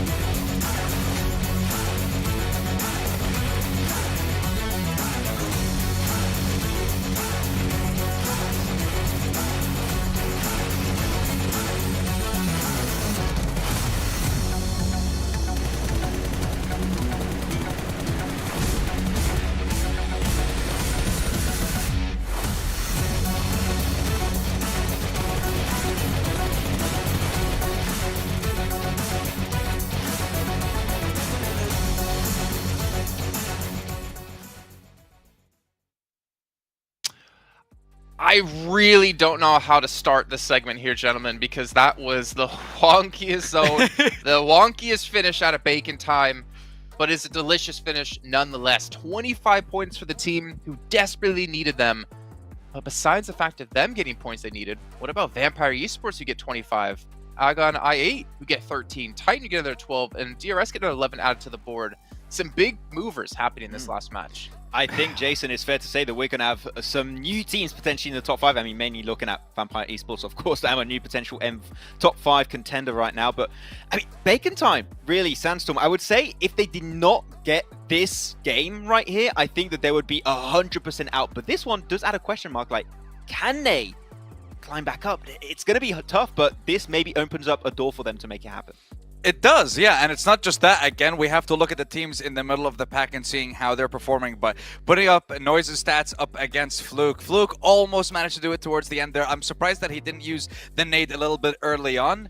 He might have been able to just take out the last 2 members of Bacon before the revive even came through, but still very well played for Vampire to secure this amount of points in these games so far. We've seen them end the day 1 with 25 points. 1 whole day with 25 points, and now they get those in just the 1 game. So it is a sensational comeback from them, and they should definitely be in the top 5 now, but can they hold on? That is the question. Yeah, I mean, there's still, 3 matches left to go today. The job's not done quite yet for all these teams. And honestly, it's just going to get more and more stressful as the matches do go on. But the best way to relax after having a stressful day or stressful matches is at the Pullman Kuala Lumpur Bangsar Hotel, where our world is your playground. And one thing as well to add into that, what about Prime Gaming? You get yourself some free in-game PUBG Mobile rewards, some premium content, not to mention all the rewards that Prime Gaming has as well. So that's one way you can de-stress. But they can't do it just yet. They still have the final matches to come. But what I'm mostly curious about is when we get to there is those overall standings, because teams, they have to have an idea of where they're currently in the rankings. They have to know how many points they need or can afford to lose. And right now we have seen Vampire break through 4th place, moving out Inco out of top 5. And it's so unfortunate too, because Inco had a good game plan. It was, we're just going to go play center. We're going to get in a good position. Unfortunately, the center was on Northwest Island. And you know what that means when you're on Northwest Island? HVVP. And they learned that on the hard way, unfortunately, that game. So yeah, Inco, a little bit of a tough game this time around. We'll see if they can adapt. But Vampire finally able to breach in this top 5 position. It is looking great. But that's the thing, Sandstorm. It is so close towards the top between all of these teams that at the end, these top 5 teams can be completely different in the next 3 matches today. Yeah, I mean, if you look towards the second page of the leaderboard, Besiktas, LGD still definitely have a chance in making it towards the top 5. And again, it's just the one team that they can actually compete with, because when you look at 4th place, there's a 30+ point difference between them, or around 27 to 30 point difference. So it's going to require them to have a performance this game and then get another big performance in the next game, which of course is going to be very unlikely for a lot of these teams. But for Nigma, for Agon IA, and for mostly for these two, definitely 100%. Unless we're seeing triple chicken dinners from one of these teams, I don't think they're going to make it, and it's pretty sure that they're not going to be in the top 5 for now. I'm sure, Max, you saw something there that's kind of scary for you, for the sake of your eyebrows. Bigatron not looking good here. I mean, as you're just talking, Sandstorm, about needing to have 2 or 3 chicken dinners in a row, Bigatron need at least 1, I would say, for them to be in the running. They're starting to fall by the wayside here, and teams like Alpha 7, IHC, DRS, Titan, they're looking to lock in their position even further. I mean, if you're Alpha 7, you should know in the back of your mind, 1 more win, and we're through. Yeah. 1 more really good game, we're through. And they can almost taste PMGC. What does it taste like? I don't know. But they can taste it. Probably like a really good ice cream. I don't know. I'm just trying to imagine. A really tasty chicken. Oh. That too. I don't know. We're going in a weird direction right now, Jason. Save us. Save us. I mean, I understand, Maxman, ice cream is your favorite treat. But, you know, it's my treat. Seeing you guys' teams to watch. Let's take a look at what you both did. Select Inco, Titan, LGD. Okay. Inco, IHC, and Bacon Time. Okay, so let's go with the LGD pick first of all here, Maxman. You did say earlier on you wouldn't pick them. I picked them for you, and then now you're picking them. So I don't know what to believe anymore. It's not been working out. I didn't pick them. They're not able to perform, and I agree, especially with what Blank was bringing up during that game, which is sometimes they can look like one of the best teams in this PMGC period, and sometimes it just seems like they're entirely out of the conversation. And it feels like that's what we're seeing from them right now. We had that glimmer of hope from them yesterday. And now there's just nothing to show for it. And unfortunately, it seems like the further we go into these games, the more desperate it feels like they're trying to play. And it's just a desperate playstyle is not working for LGD, it's not working for BTR. We need to see a change of pace. And if it doesn't happen, I think it might just be too late right now. Okay, well, speaking of too late, Bacon time, is it too late for them, Sandstorm? I would say this game would be their last opportunity. They need to get 15 points plus in this game in order to have a chance in the last 2 matches. If they don't, I think they're going to be out. When we're looking at IHC, they started off day 1 pretty strong. They had their first game with second place, 10 elims. You look at their last game as well, second place, 9 elims. But other than that, it's just been a performance that's all over the place. And we're not seeing anything good from IHC throughout the first 3 games of today, and something definitely needs to change. For Inco, long story short, you guys started off strong. You even qualified through the strongest group in Group Green with a difference of 2 points, and now they're barely holding on to staying in that top 5 spot. So they need to kind of adapt a little bit, and we're going on the Wrangle, one of their strongest maps, so I'm hoping for a good performance from them. All right, well, it's time to head into our next match of the day here with John and Blink once again to kick us back into Erangel. I said, Blank, that after this game, after that Sandhawk, I was going to start to look at teams being counted out of the top 5. For now, Enigma Galaxy for me, bottom of the table. Oh, whoa! Something in my throat. But 32 points at the bottom of the table. I have no idea, Blank. Maybe it was... I'm not even gonna. Don't even Maybe try. it was Enigma Galaxy choking. But they are not going to be really within striking range of the top 5. No, I wouldn't say so anymore. I mean, Nikke Galaxy, 16th place, 32 points. It is going to be extremely difficult for this team in the next few games to actually get up towards that top side. You're looking at back-to-back chicken dinners. Now, possible, but very unlikely to happen.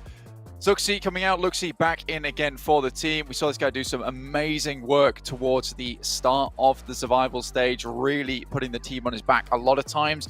We'll see exactly how this works out. I think there was just a bit of miscommunication, and I will maybe put this down to the fact that, you know, they've had so many sub-ins and sub-outs at the moment. Not being able to have that consistent roster is hampering them a little bit, because they seem to have different ideas of what they want to do at moments in the game. I mean, Liquid wanting to push that, Zuxi hanging back for the res. I mean, you either do one of the two, and I think the result is the same, that they win that fight. If they both hung back, went for the res and had one player hold off behind one of the vehicles or a bit of cover, play an off angle, they win that fight. If they both push together, they get the refrag, they win that fight. But the fact that one went forward, gave them the 1v1, and then one sat back and then just res, which means they're in a static position, you lose that fight 10 times out of 10. I think that is just a complete misplay on BTR's half. So I think that they need to figure out this roster they want to play over the rest of the day. I don't want to see any more subs come through, because this is now really the final chance for BTR. Currently sat quite far down the lobby with 13th place, 55 points. There's certainly a chance for them, but requires these chicken dinners. And remember, they've been given a fair few chances for them. On Sandhawk, they had a fantastic compound. On Erangel, they've had some fantastic compounds, but unable to convert that into a big win is worrying. HVVP forced to go for their backup drop again today in match number 10. 3 games left to play, including this one. Not ideal, but at this point, it might as well be their main drop, Blank. I feel like they've actually dropped here more over the course of this last chance tournament than they have actually been able to manage to get to North George. It's kind of crazy, the amount of South Plane Path cuts we've seen. Yeah, for HVP, I think they're more now prioritizing getting that loot on board early. It's pretty easy rotation for them. DRS like to leave that position up towards their northwest side quite quickly to get towards that edge side of the circle, so they can start playing inwards. DRS at this point in time, it's going to be very hard for any of these teams to actually get above them or at least overtake them in this top 5 position, just because the way that they're currently earning points is very consistent. They're rolling over those numbers every single match, even when it seems very unlikely for that to happen. They're still grabbing those points. Remember to follow us on our social channels as well, guys, because we'll keep you up to date with anything that's coming through in the future, including certain rewards, any kind of crates that might be releasing, even our new and additional packages that we're adding to the game, and also when and where we'll be seeing that PMGC take place. LGD, oh dear. YZ hot dropping near a vehicle. Fortunately, Besiktas do not want to challenge this. LGD and Besiktas seem to be fighting quite a lot, quite early, in quite a few... it's back. goodness me, in quite a few of the games. What are you doing? Somewhat problematic going on there for you. I think you're just getting maybe choked up about these final games. You know, it's very emotional. I realise that, John. 100%. Some of our favourite teams might be going home here, but similarly, some of our favourite teams might be going through. So we can be jubilant as well as sad at the same time. It's absolutely fine. I'm not sure how we'd pull that off. You know, we'll have one side of our face in a frown, one side in a smile, pull off the full two-face action. I was just trying to sort myself out there. Western side on the circle. Going to open up those rotational paths, those routes. Past Potato Hill, probably going to be quite hotly contested. Seen a couple of teams vie for position there. Reject still dropping down towards Rozok. Going for quite a long drop. Might actually be able to stretch out towards Sunken. Down one, playing in the apartment, in the apartments. Just trying to get as looted as possible. No one too close by. They won't be super worried at this time. Besiktas, though, sharing Yasnaya with Bigatron. This is one of the few circles we've actually seen head over towards this western side so heavily before. Gatka open now, so a lot of teams coming through from the eastern side. Now A7 are most likely going to be suffering the most because of this. They're right at the back of the queue. This is no longer a case of sitting pretty and making their way through slowly but surely towards the circle. I think there's definitely an opportunity for them to move up towards that northern side, but with LGD currently holding here as well as Besiktas and BTR, that's going to be another tight rotation for them to make. It's going to be difficult to squeeze through without feeling some of the nasty bristles coming through from BTR, LGD, and Besiktas through that location. Although they have made similar rotations before and been quite successful with it. In the meantime, HVP, this might be a slightly more difficult rotation for them. I mean, I know I said the DRS like to move away from that position on the Western Bridge quite early, but this gives them the chance to stick around here for maybe a little bit longer, though with the way the circle's been panning out here with a central play from a lot of these teams, you'd expect DRS to maybe head up, pick one of these nice compounds early on, just purely with the amount of useless compounds in this area and the amount of high priority compounds in this area.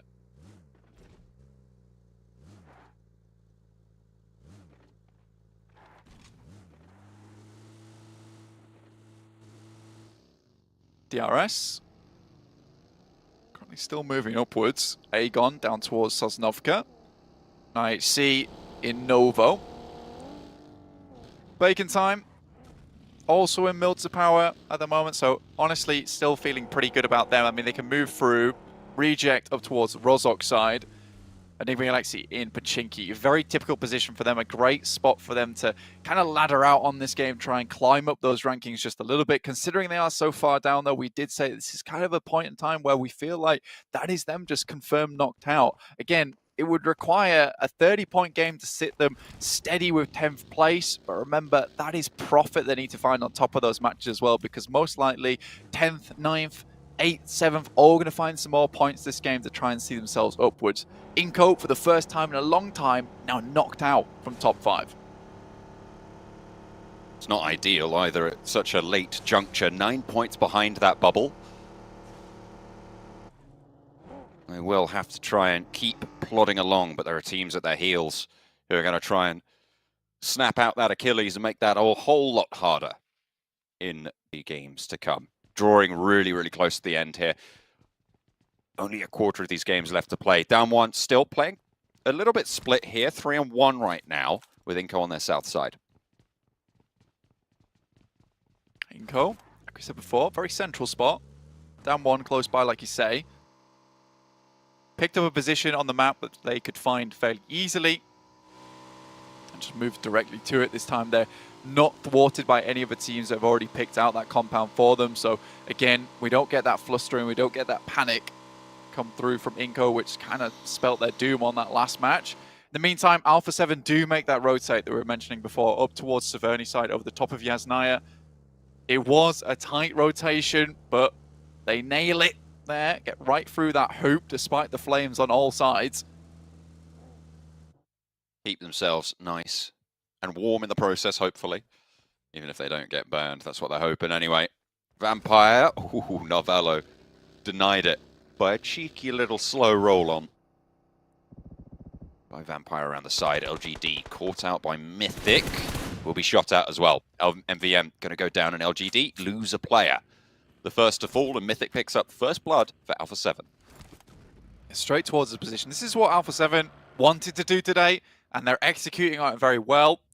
I mean, not necessarily always getting all the points or getting all the success from it, but what you can respect from a team is finding certain amount of success from something that they wanted to do. I mean, they mentioned they wanted to be more aggressive in taking positioning around the map. That's 100% what they've aimed to do, and they've found those spots, and it's resulted in wins. It's resulted in a lot of points as well. Piso spots Revo towards that blue side. If he gets knocked out here, very unlikely they'll be brought back in towards the fold. Has to hit the first aid kit.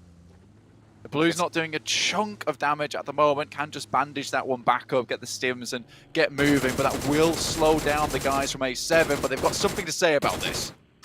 People are looking at this rotation and thinking, hang on a minute, Alpha 7 did really well by rotating over the north of the lake, so let's all do it. 4 teams have moved through that area. It hasn't been great for any of them, really. Bigatron probably ahead of the curve on it, and will be able to get ahead.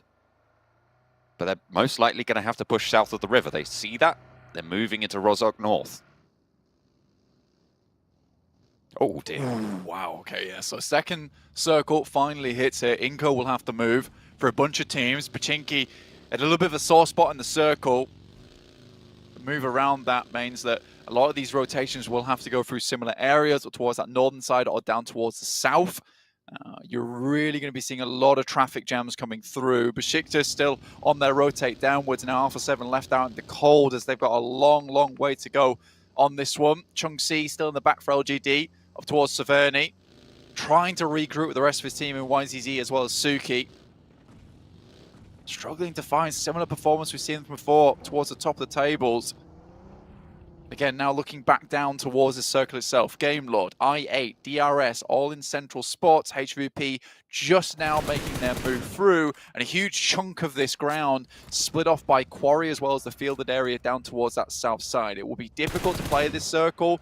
A lot of open space. You're more than likely going to see a lot of teams struggling towards that end game in positions that we'd never want to see you in, which is laid down on the floor in the middle of a field, maybe behind a hay bale, which is your only hope in hell at making it through the game. Would be far from ideal. Baker time on the east side. 12th position even after that chicken dinner. As if. It's unfortunate. Hey, Blank. Guess where Inko are? Well, that's what I'm saying. Is that it's so surprising to me that they've been able to find this rotate and it's not been challenged whatsoever. I think that this is... At this point, it can't be luck, right? I mean, it's not luck, no, but this is the type of thing... Well, they're lucky in a way that no one's taken this at this point in time. So many teams had a lot of available time to get in towards this position. Yes, it's not the best compound, and I think they've realized that, which is why, you know, there's a more priority compound down towards the south side, which VPE have. So they take the leftover, essentially. But there should be other teams taking this spot. They're already much further towards the circle than them. I mean, they were up towards school side about 3 minutes ago, and now they make their way down. No one takes shots at them to get into this spot. This is not something that they'll get away with if they head towards the PMGC Grand Finals. This position should be taken up by that point in time, and crashing onto it, they will require a fight to get in. I don't think we've seen many times Inko have to take any kind of crashes, any kind of engagements for their compounds, and when they do, it really does not work out well for them. This hillside that's in the middle, surrounded by fields, is only going to compound the issue of it being a central lobby, right? All of these teams focus generally on getting quite central. And the fact that there's so much, there's essentially a ring of difficult to play terrain around the center is just going to make things a little bit faster. A knockover towards the forward point from HVVP, who are still wildly split, is going to force a fast response from Kitsune. Heading back up towards that high ground, I mean, it's not a bad spot whatsoever. And now with this high ground to play around with on top of Quarry, they can look down to a lot of these teams who are maybe out in the open, providing some good sightlines their way. Game Lord, again, also on a really nice compound towards the roadside. And we're moving further away from that nasty bit of fielded area down towards the southeast, which makes things a lot easier for these teams. It's going to be a bit more tactical, a lot more compound play. So you're going to be looking at some of these good shots Some really nice precision DMR play as well to hit the helmets off, reduce the supply count for a lot of these teams, which most likely won't be moving from a lot of these spots. And Inko directly in the center. You wonder if VP are going to try and move down or maybe take some shots towards their position, because they are deadly neighbors to have, because they're not likely to help you in an engagement once it pops off, but they're certainly happy to wander on up and pick up the pieces in the aftermath. LGD, northern side. Lost a little bit of momentum early to an early pick.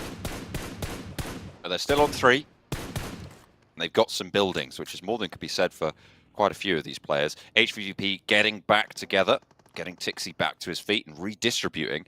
Really, really watching out on their back in the meantime. LGD taking shots. Chunksy will be knelt as Mythic takes shots over to LGD's compounds on the north side of the next circle.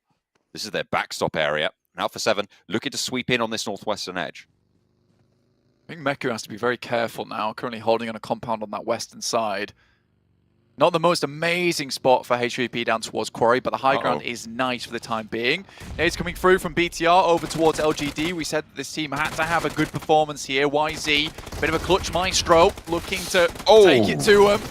We'll be able to find one, but the next knock is just too much to bear. Both of the players here down, and now it's just the forward outpost Suki for the squad. Bigatron moving in and backfilling on LGD, picking up those pieces. But Mafioso's sending out wide. Will have heard these gunshots. They're thinking about how they can capitalize. So they move ahead. Do they try and third party? What are they going to do? There's a good chance here for taking up Suki's position, and BTR being able to catch them on their rotate would be really nice. I mean, Carrillo's already looking for one of those knocks which they can aggressively push on top of. You can see which compounds he's scouting to. Tixi gets a shot down towards Regiosio, who moves out very wide here. More than likely will not be able to be picked back up again by the reject squad, which allows perhaps a future rotation from HVP up towards that northern side to gain a little bit more space, maybe just be a bit more towards the central side of the lobby. This is an uncomfortable rotation from Bacon Time. Trying to move their way in through about 4 or 5 different teams. Look at that. How have they managed to get through? I was going to say unscathed, but Noise does get knocked out in the open. Vampire picked that one up. The hillsides on the southwest stay in.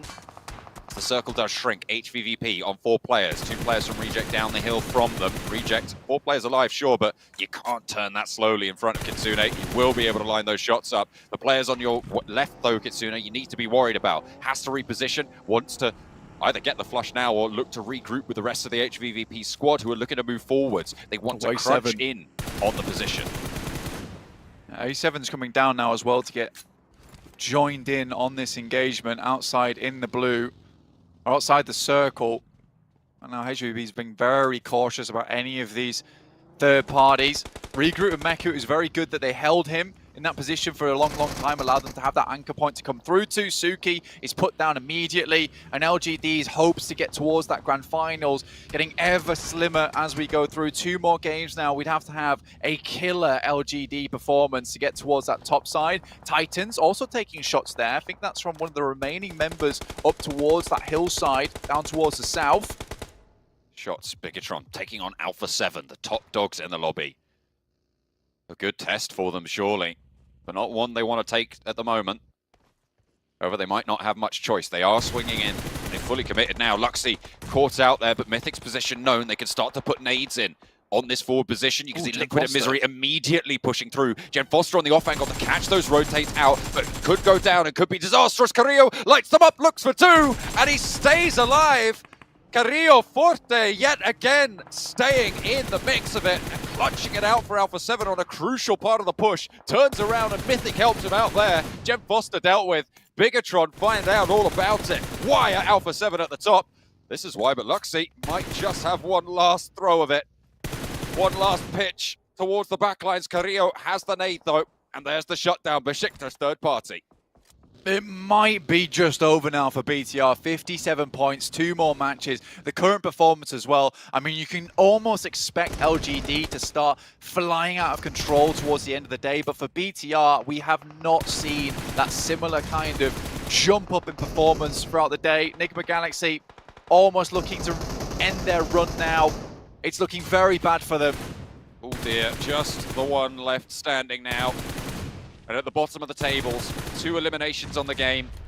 34 points if they fall at this stage. Aegon XA pushing into their compound. IHC on the far side. Lord picking in the middle and will fall last. That is Nikke Galaxy out of this game and most likely the tournament. I think at this point in time, we could practically say that Nikke Galaxy will not be making it through to the grand finals. They have been getting to each and individual stage by a hair's breadth as well. I mean, it's a congratulation they get this far, but I do think that at some point, it did have to come all crushing down around them, purely just with the gameplay we've seen from them out this entire time. Kitsune Matic still far away from the team, looking up towards Alpha 7 and Reject's spot. I mean, it would still be a 2-2. I think that at the moment, HVB are really trying to clear this western side as best as possible. And with Alpha 7 on 2, with Reject a little bit diminished as well on 3, probably really quite reasonable. Besiktas have the third-party angle, and if they can clear this area, that's really, really solid for this next circle shift. It would be gorgeous for them. They still have to deal with Alpha 7, and they never go down easy here. But finally, one player is removed, just Mythic remaining. HVB do not want to lose another player in this instance. Going down to 3 would really diminish the amount of power that they can bring towards the end game of this circle. And with so many teams coming from the east and high ground they can control, this could be a really good game for them. IHC out in 5th place, at risk of being overtaken by HVVP now with the strong position they hold on the eastern side, western side of the circle. Really not ideal, but you've got Inko, Game Lord, Besiktas, Reject, all also looking to leapfrog you. So not only could HVVP do so, but the rest of the lobby as well. Difficult to hold on to short. We'll have to see just how far HVVP can go on their strike. Dixie moves forwards. Will have seen Mythic going on in, but Mythic has a nade of his own, puts it right on the target, just about sidestepped by Tixie, opens the door, he's out the front, and there's the light up. You're not going to survive there. Not on a wide peak, not when you've got shots coming in from the high ground as well. Tixie shuts down Mythic and Alpha 7. Really good response there from them. Now they can start to focus up towards Reject's spot. Perhaps even Besiktas, who are trying to move down from that northern side and clear out this space. Down 1. Felt like they could go further, but they have slipped and slipped and slipped. Down towards 14th place now, 54 points. It's a team in their prime as well, Blank. They have had really solid results over the course of this year. They have been just increasing in pace, but I draw short at this final juncture. Down 1 though, still taking the fight against Game Lord. 4 of them alive. Narvalo swinging around wide as they move up towards Aegon XA8. Losing Robs early though, and in the blue zone as it closes means that you're not going to get him back up. Narvalo knocks down as well. Game Lord getting slowed up. 8th position. They're 65 points to a limbs. Blank, this is a team that is competing right now, and they're in a fight with 2 others. Aegon XI8, they're further out into the blue, but Titans are ahead of them, and they're taking the shots, landing them where they need to. Akashi, last standing for Game Lord. Akashi has to make this happen. The Akashi assassin, as we used to call him, surviving so long into these games, picking up individual eliminations where they could, but honestly, I think for Game Lord, there's been a strange occurrence of events at the moment where the play has just not remained as high as it used to be. They certainly were better than this in the past. I don't think it's a case of the lobby getting better. I just think Game Lord has gotten worse over time. It's sad to see, considering how cool of a team they were. They still have a chance, though. 67 points at the end of this game. 2 more matches to play. Aegon XA up towards that top side. 7 eliminations so far. 3 players up. 1 needs rezzing. This could be a big game for them. They certainly need it. Towards the bottom of the tables. I mean, we saw them launch themselves up, but the target was 16th place there, not 5th. Gaps that they would need to close. Grand Canyon to be jealous. Inko moving immediately. So you see this circle change pace. No one's taking shots at them either. They just vacate. Ghostly there. No one even assumes what's happening. VPE could have taken shots, but they don't. They move up towards that crate. I think there are shots coming through now from them. HVP locked in combat between Reject Besiktas on this western side, they control a lot of space. It's an incredible ridge side for them to play from, but there being so many teams on this edge, it is difficult. Inco suffers some damage. HVVP and Besiktas have been staring down Reject for so long in the tower. Inco moving up on the far side, protected from HVVP, but not from Besiktas or Reject. The car, the only thing keeping them safe from teams across the way. And Nanibete spotted yet again. Aegon XI8, they leave one player forwards, and the rest are left to deal with Titan down the hill. 2 players alive, Ghost lights up 1, and it's traded off by Teak. Blade low behind the tree, does manage to get a heal off, stands up and takes care of Titan. Very difficult to get Ghost back on his feet, but for IA, 9 eliminations is good so far. Titans out 3rd place, at risk of being leapfrogged by a couple of teams underneath them. Inco so far down to 2 members. Squash being removed, but only 2 eliminations. Sure, they've got some central positions, but haven't done too much of it. Besiktas stands up.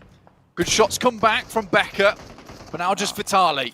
That's the numbers coming into play. Vitali's mean. You say just Vitali on a tear through the ranks of Besiktas, who are somehow struggling here. And Ravenclaw finally might be able to get a cheeky little angle, but worried about off angles. Dizzies himself a little bit, takes shots over a different way. Nade from Stoned over towards Aegon XI8. IQ taken down on the forefront. 5 eliminations for Vampire now in 4th place on the tables. 4 out of the top 5 teams have been eliminated at this stage, Blank. So again, it is that chase on up. With Inco falling, Besiktas, HVVP, the big chasers here. And Besiktas, 10 eliminations so far. It's been a great game from them, but they've taken a couple of knocks. They have to restabilize now. Aegon XI8 down in 6th place, 9 eliminations. That's good enough for now. But again, a really big run required for Aegon XI8, a big sprint. We've seen it before. I don't want to jinx them because I feel like it could happen again. Given the opportunity, VP moves up. HVP been very, very patient with this game, allowing Besiktas to take most of the damage, but also most of the eliminations. At this point, you know, there is a chance where these 2 teams, Besiktas and HVP, are competing for similar spots within the tables. Reject have been holding in this tower for so long, and finally it's coming to bear. Alive into the top 5, but Vampire down to 2 as Reiji continues to light things up. A nade over the top from Kitsune as well as they fight behind the tower with Besiktas. The next circle about to pop as well, and will dictate quite a lot of the pace of this next phase.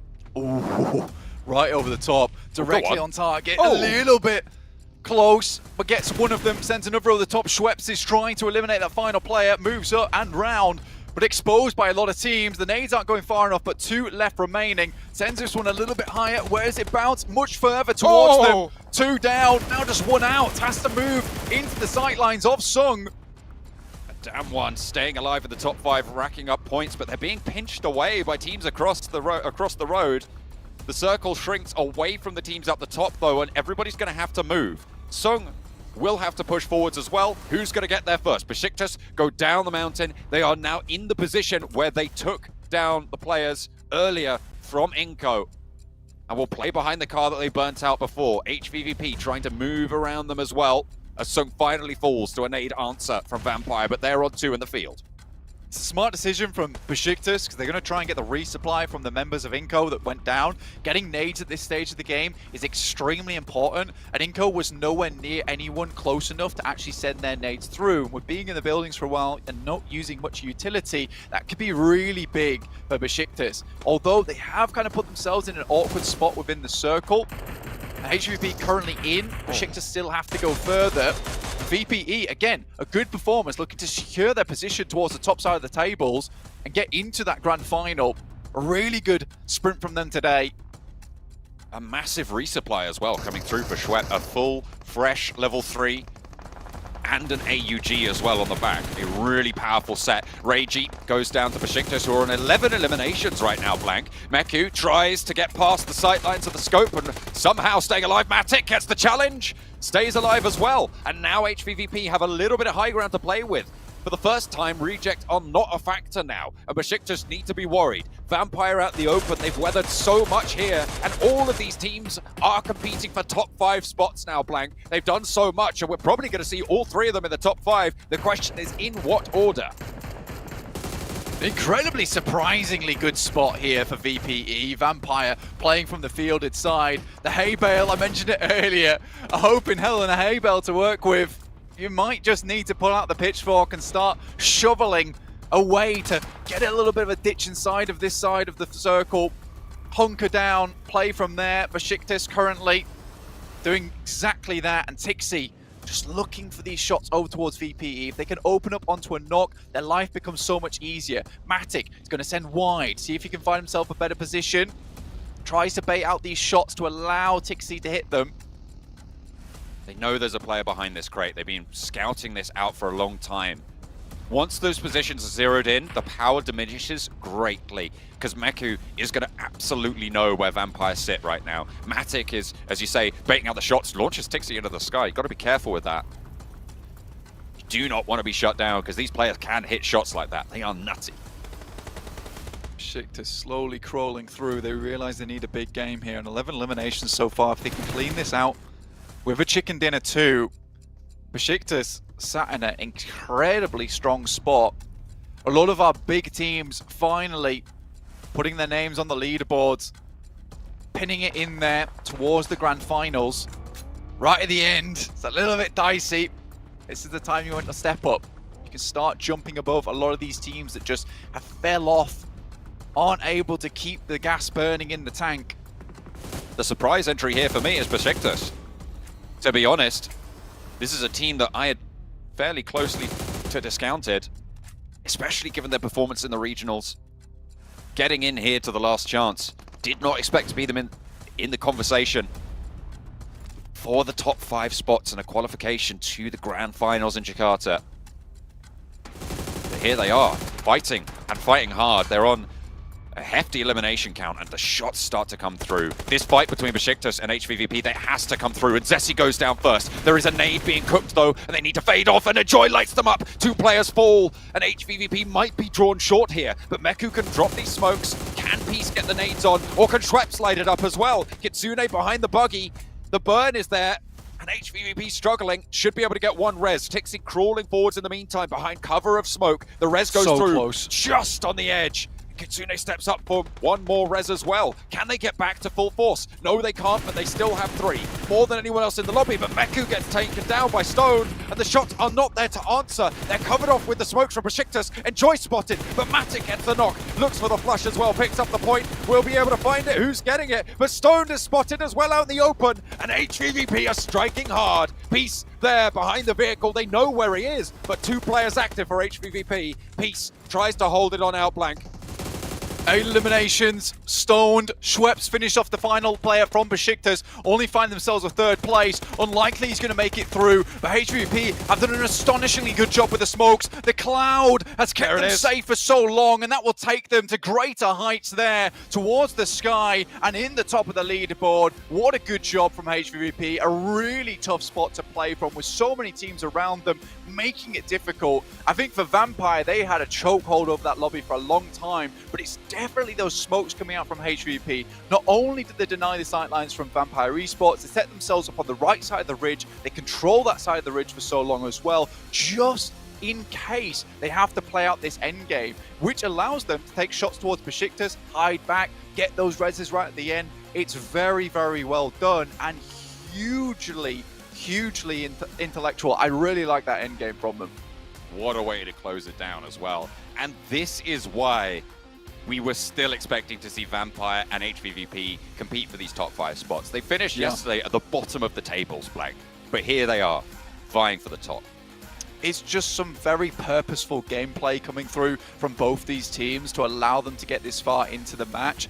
The fact that Vampire takes a pretty horrible spot over there, but sees those loot crates, that is what is the big game changer for them. And I mean, it's making the best out of a bad situation, and that's what HVP and Vampire have done today to get towards the top.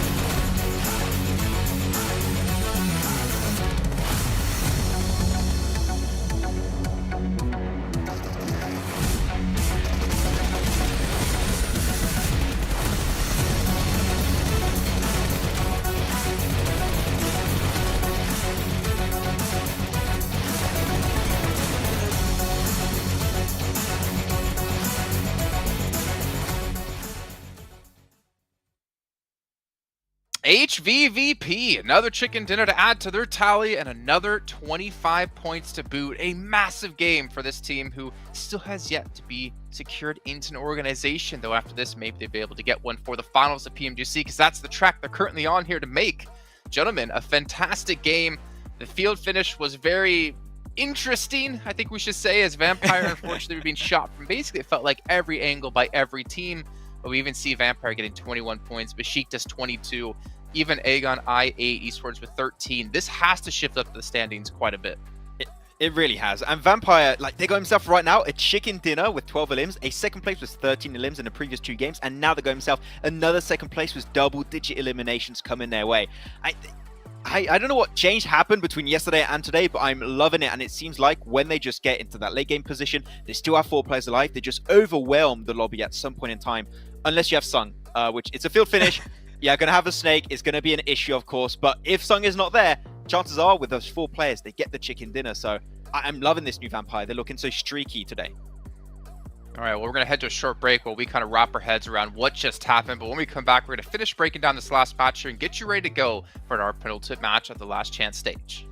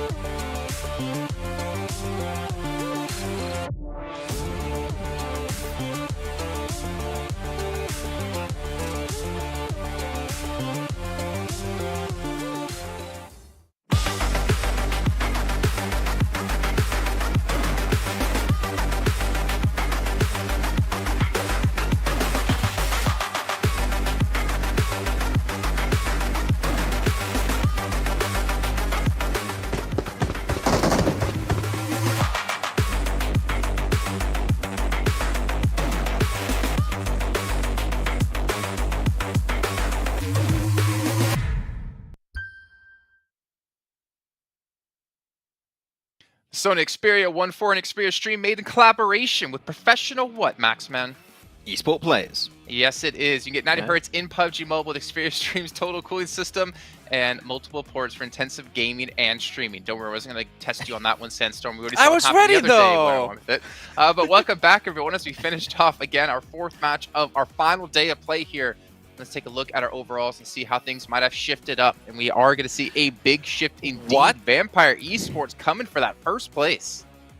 Are you kidding me? This is mad. This is a team that started with 25 points, and they're 4 points away from first in 4 games. Where was this, Vampire? Where was this before? Why did you have to give us a heart attack before seeing this performance from you? DRS, they're still keeping up the consistency. Good for them to remain in the top 5. Only 1 point ahead of Titan, but HVVP breaking in and getting to 94 points. And now we're seeing the margin increasing a little bit between qualifying and not. Only 12 points between Besiktas and HVVP. That game was pure gold for Besiktas Esports. Besiktas currently the only team from Turkey that has not qualified. They could potentially make it right here if they keep on this kind of streak. And on the second page, I mean, as we said, Jason, we're going to start to cut out teams and all the teams at the bottom here. I would even have to say potentially even LGD are looking like they're pretty much out of the picture with their performance. They're just a team that has not been able to showcase what they have been able to do at their peak in this PMGC, and now they just kind of fell off. Damwon is not looking too good too. Maybe Sung's performance kept things relevant for the team a little bit, but if you're on the second page at this point with 2 games remaining, you're going to need a chicken dinner. Otherwise, it's not going to go your way. Bigatron, Bacon Time, they need to really step up here. I mean, this last 2 matches to go, right? You have to have at least a chicken dinner in one of them, potentially just 2, or at least a game with a ton of eliminations. And we know both teams are capable of it. But as we head over to Miramar, knowing that other teams will be playing safe, other teams will be playing even more carefree, realizing they have to have a big game themselves. But I feel like the strategy of the lobby does change quite a bit as we get towards the very end of events like this. And we'll take a look at your guys' teams to watch. So you guys explain why you went with who you went with. We have HVVP, IHC, and Besiktas out of almost both of you, as we have the reject pick coming in last second here out of Sandstorm. So talk to me about the reject pick first. Reject have been, I mean, we've said it multiple times. All we see from them is a flash in the pan, one great game, and then they just completely disappear, which surprised me considering that they're one of the strongest teams, obviously, from their region. And I expected them to do a lot more throughout the games. They might surprise us with something here, but I just picked them because I want to focus on them and maybe see something. I'm not asking for a chicken dinner. I'm just asking for something from Reject. Besiktas, the last game that they got, definitely good for them. They have something to build off of. And IHC, we're seeing the consistency, but it's downhill, unfortunately. They were in the top 5, and now they're not. They have 2 more games to stay in. So what happened, IHC? Where's your performance gone? Where are those elims? Where are those points? You need them again. I'm looking back on IHG's numbers real quick right now, and the thing is, they're still getting themselves some decent eliminations. The thing is, they're not getting into the late game ever. Like, they get themselves first game, 3 eliminations, then 6 eliminations, then 5, like, which is decent. It's a decent average to have. They just go out in 11th place, 13th place, 15th place, and I think the main issue with that is that they're just trying to take fights to stay relevant in the overall rankings by getting these big elimination games, but you're just losing a player here, a player there, and then you have your vampires or your HVVPs that still have 4 players alive at the very end. You're going to hit that wall eventually, and it's just not going to work out. So sure, taking fights is good, but you need to keep those players alive to really aim for that top 3 at least. All right, well, here we go, gentlemen. 2 matches left to go, separating all these teams and a chance in the PMGC finals. We'll throw it on over to our casters here so we can dive right in to Miramar. Not just any Miramar, the last Miramar on the cards for, well, 11 of these teams. Quite frankly, we are going to be saying goodbye to 11 of them after the Erangel that is still yet to come, Blank, and we are not going to be happy to do it, but it's going to be exciting to do so. Yeah, it's very difficult for us to make a decision like of where these players should end up. I think that everyone's really tried very hard throughout this entirety of the survival stage, as well as the last chance. I don't think there's a single team that has dropped really low down. I think other than Nikke Galaxy, really. But again, they've had their group, in which case they had to really push it all the way to the end, and then the survival stage where it was another one of those really big pushes to get towards the end as well. And I think that they've been really stretching where their limit lies, and I think that anyone who is a fan of that team can be proud of them for that fact. But at this point in time, it is now pretty much impossible for them to make it through in towards the top 5 with the profit gain that's probably going to come through from a lot of these teams. HVP get a quick drop up towards La Copperia straight away. Is the team that's right on the edge at the moment. 94 points for them in 5th place. Beneath them is Besiktas with a 12-point gap between 5th and 6th. That is quite large in terms of points if HVP are able to score some this game, but again, very doable. Unfortunately, for Besiktas is a team that sometimes does well, sometimes gets these big points, but oftentimes we're seeing lose players early in the game and not make it all the way through. It would be a shame for the Turkish fans to see this team go home when they have done so well before. However, we have some very strong representatives already qualified from Turkey into the grand finals. They'll be able to root for them later on, but now the focus lies on the Miramar. 11 of 12. A Western drop for LGD, potentially competing El Pozzo with Nikke Galaxy, who have nothing to lose right now. They are at the bottom. They'll need to just figure out something to do.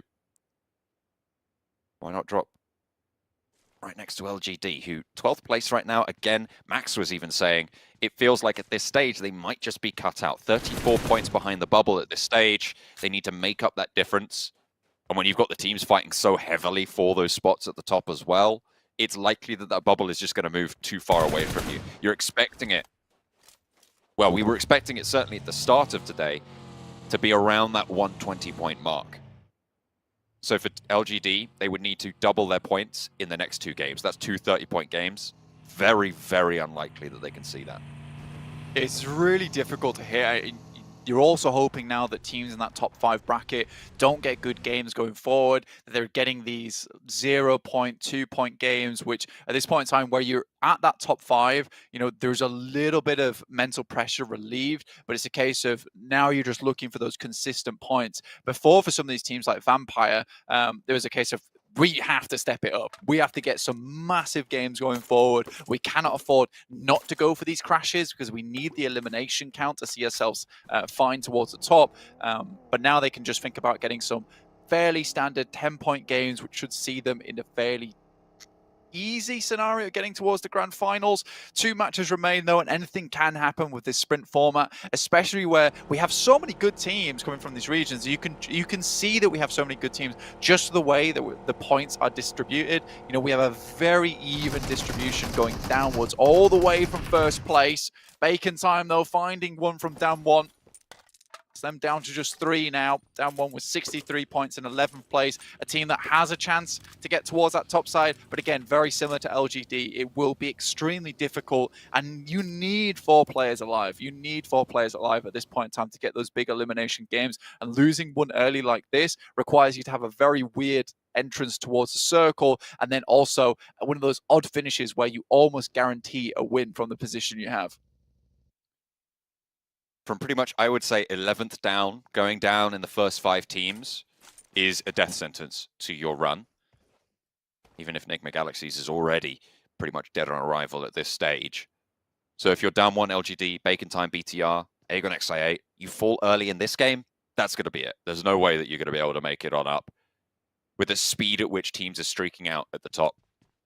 One of those teams, HVVP, moving into 5th place. They were denied a direct qualification spot. They were right at the top. They were powerful in Group Green, one of the hardest groups that comes through. But here they are, struggling to maintain that spot in the 5th place.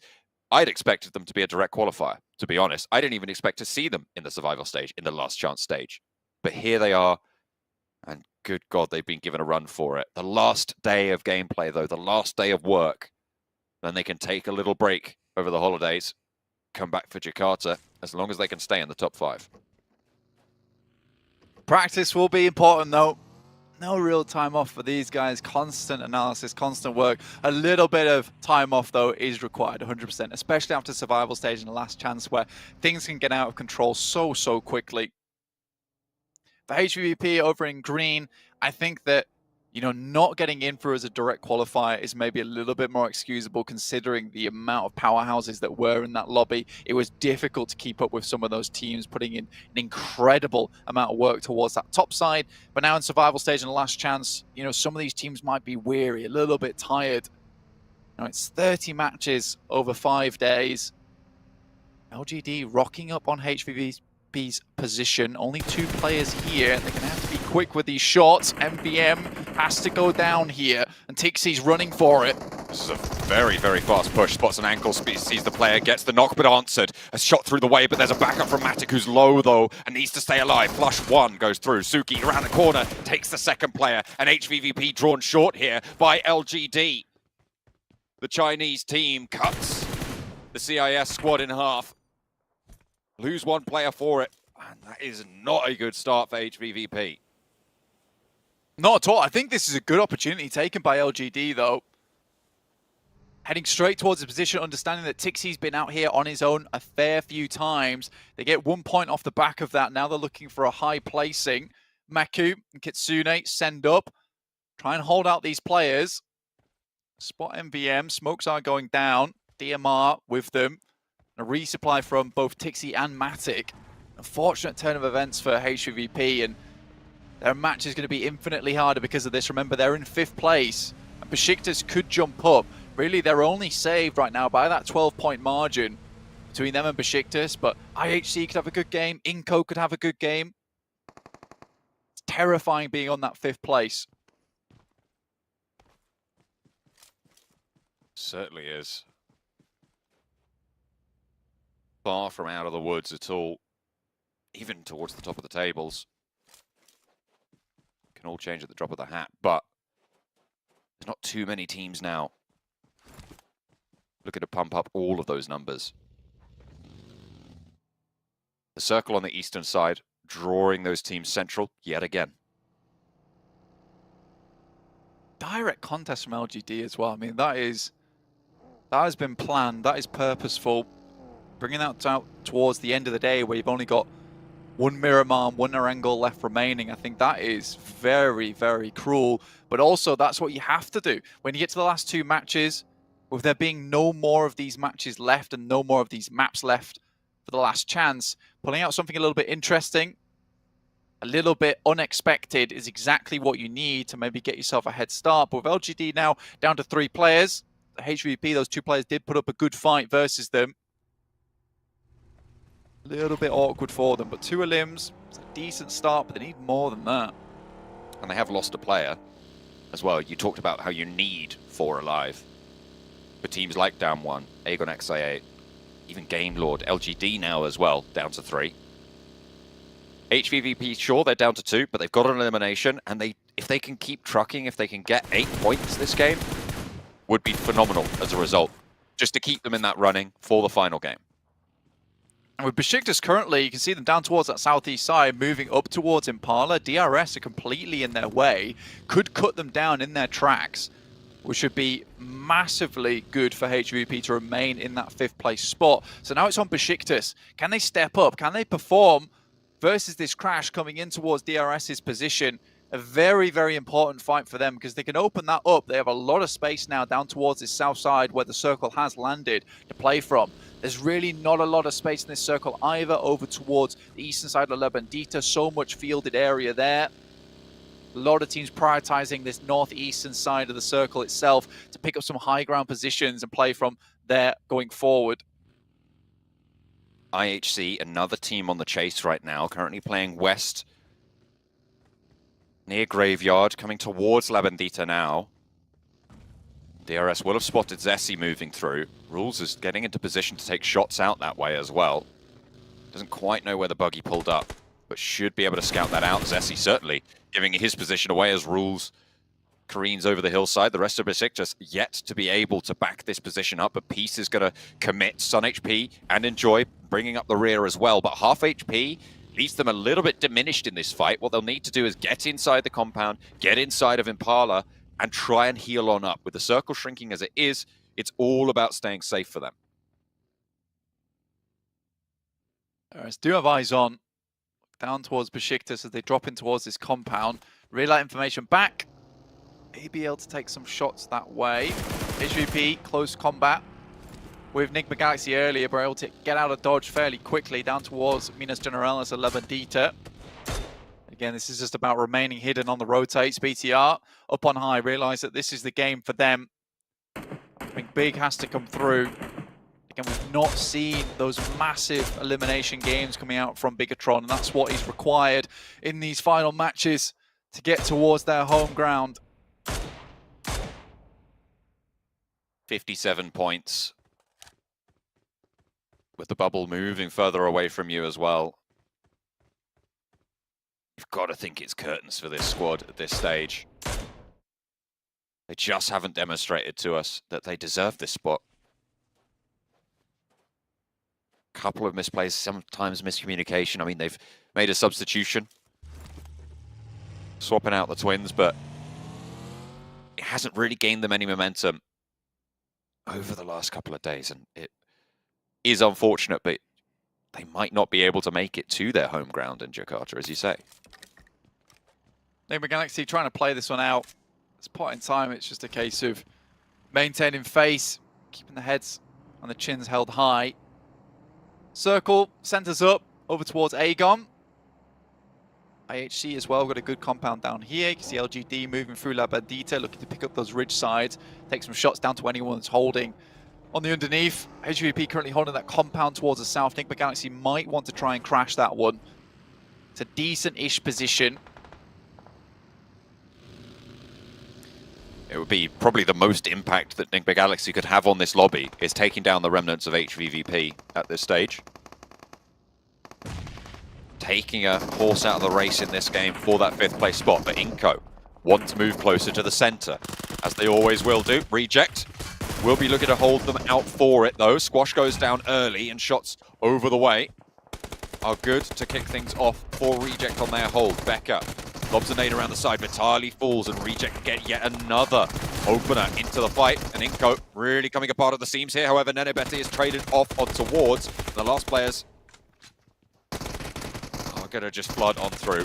Inco holding the door frame. Back up 1, 2. Hang on a minute. He's turned the tides a little bit here. One player standing on both of these squads now as Reiji just looks for the flushes and looks to pick up the team. They're playing it calm. They know that they need to keep things strong for Reject if they want a chance here, but Becca has other ideas. Inko moving through, trying to stall the reses, and on the inside he takes a lot of damage. Regi falls, and Becca gets off the 1v3 for Inko to stay alive. Reject eliminated.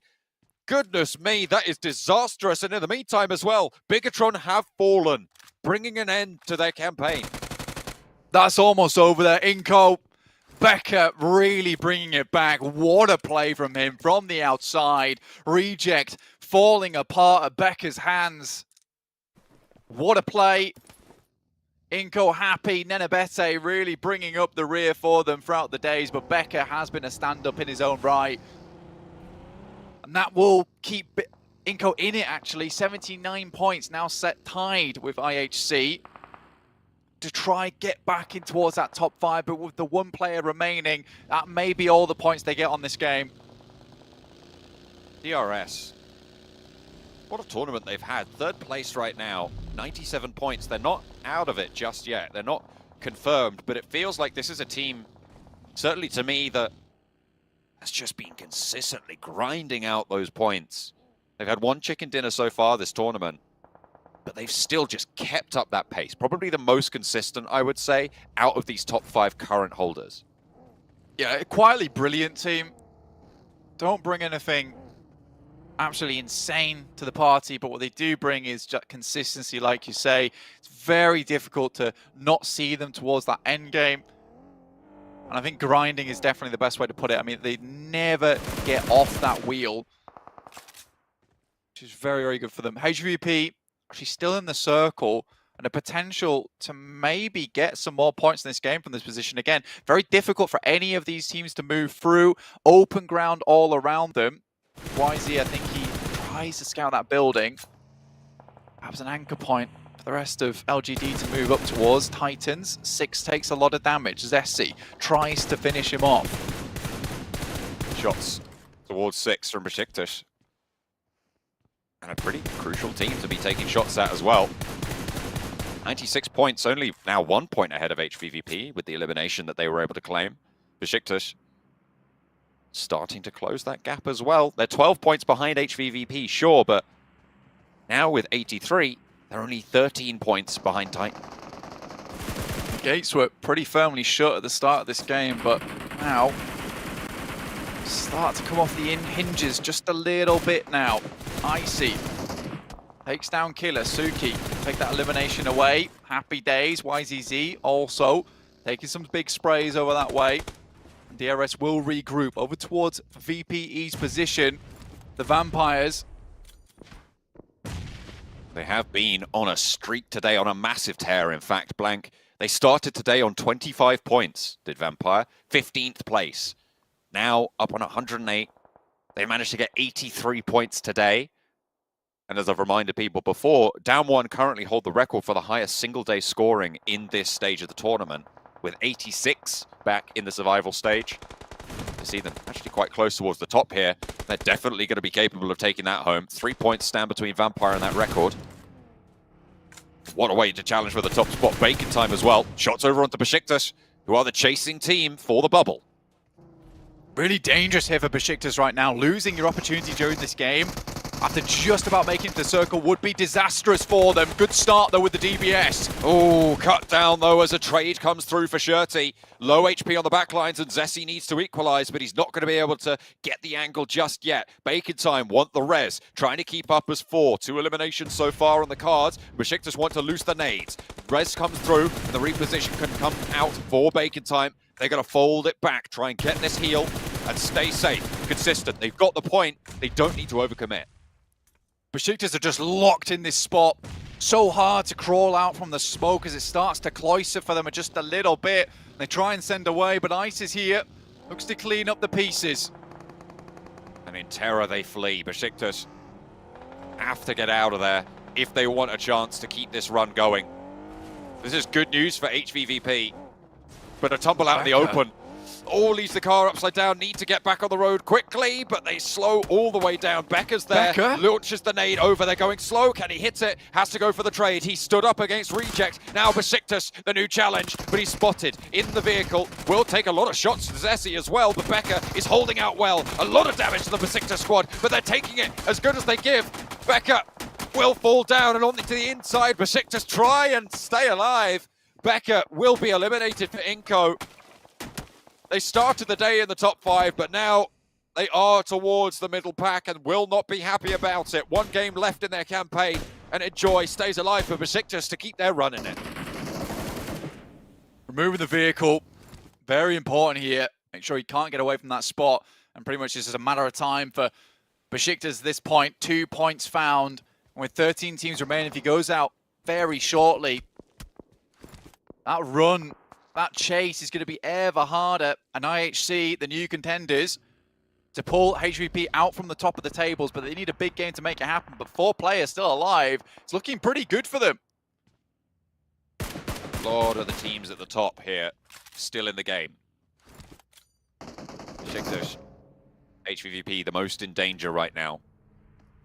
Although Besiktas are in the center of the circle. 2 players for HVVP, difficult.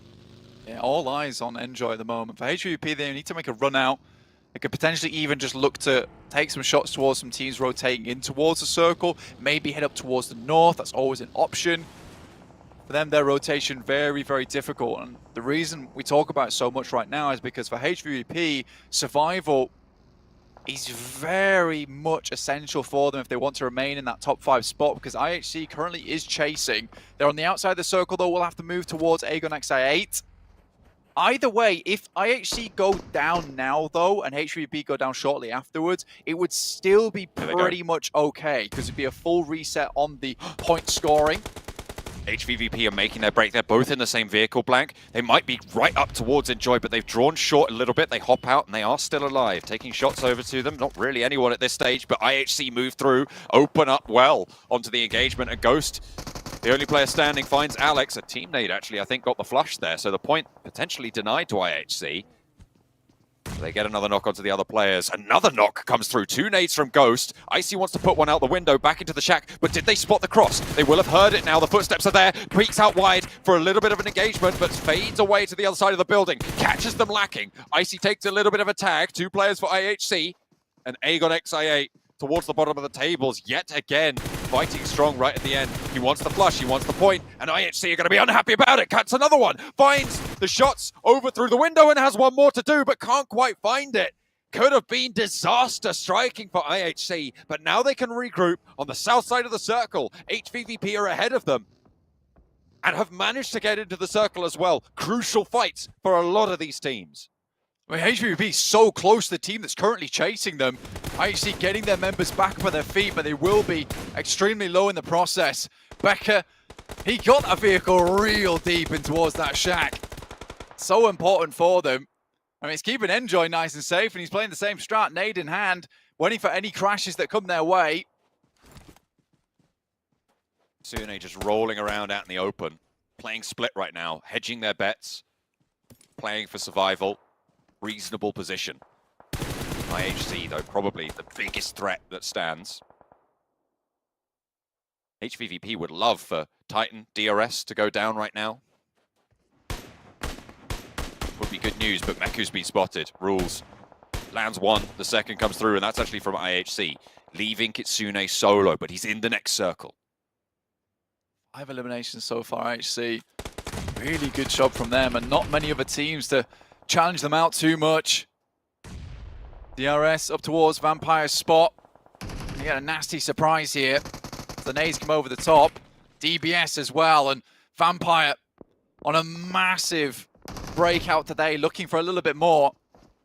DRS, those 3 points that they need to equalize. Stone catches it on the wide swing, but a lovely little peek in and out brings Vampire down a little bit more even into the engagement. Delta, a lot of damage sent back his way, but the knock is good. Stone is there. Ravenclaw took a lot of damage in the meantime, but there's a third party. Nigma Galaxy pinching these points away where they can. Vampire did not manage to get that elimination. DRS, however, still down to 2, and this is good news for HVVP as well. because it means that if they stay alive, they get a couple more placement points, Blank.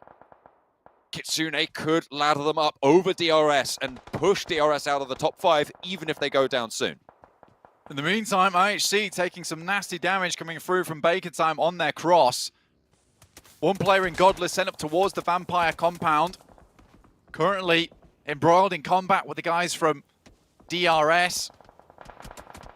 Very good today, but 2 players remaining. It's not looking too hot for them. And Bacon Time also suffering a lot of damage. And I think more than likely you will see IHC start to move up towards a position where they will be taken out. HVP down in towards that 5th place margin. Only 1 point found, 95 points. And Besiktas in that position that Enjoy has. It's very hard to dismount him without getting close. And I think he will live out for a long, long while until the circle pushes him out from that position itself. Damwon might look to try and crash into the position in the next phase. Will be difficult to take it from them. IHC have split now, so they're playing 2 and 1. One towards a third party with the engagement of DRS and Vampire.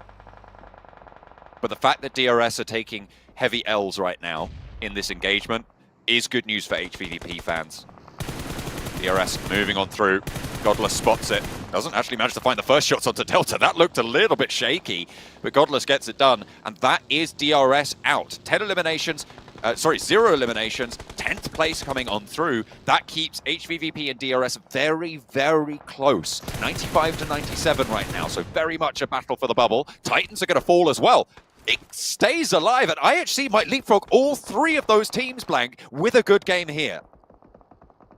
Move up all the way to the top if they can keep it moving. Keep the candle burning. Enigma Galaxy looking down towards the guys from Alpha 7 who roll up, look to solidify that position towards the top of the tables. 8 eliminations so far for them on a really good game. On that side of the map, just been crushing it. Bacon Time as well.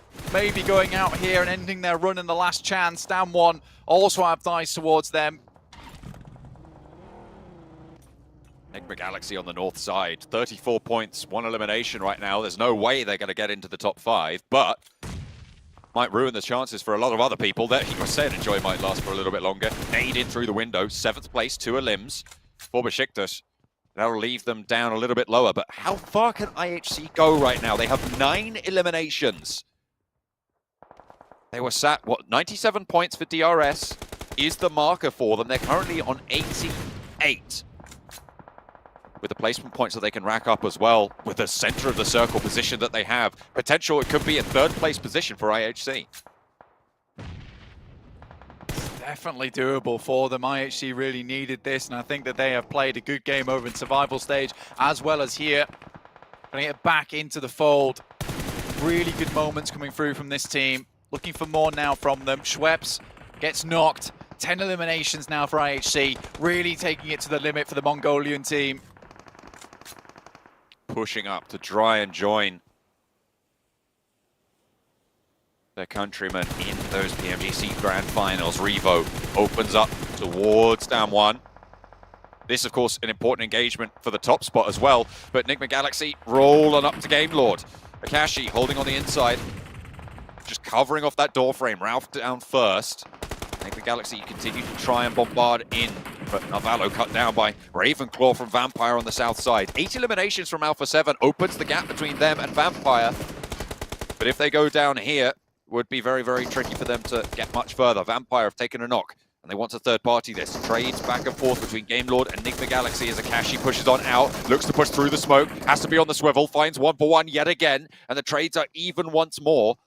2 players down on both sides in this compound. Freak and Victor the next challenge to go through, and Victor wins it out. No trade is there. Will go for the flush immediately as well, leaving them the first full hit going on in, but Vampire can start to descend. Alpha 7 on the other side. The top 2 teams in the lobby taking their toll. 10 eliminations for IHC on the south side as well.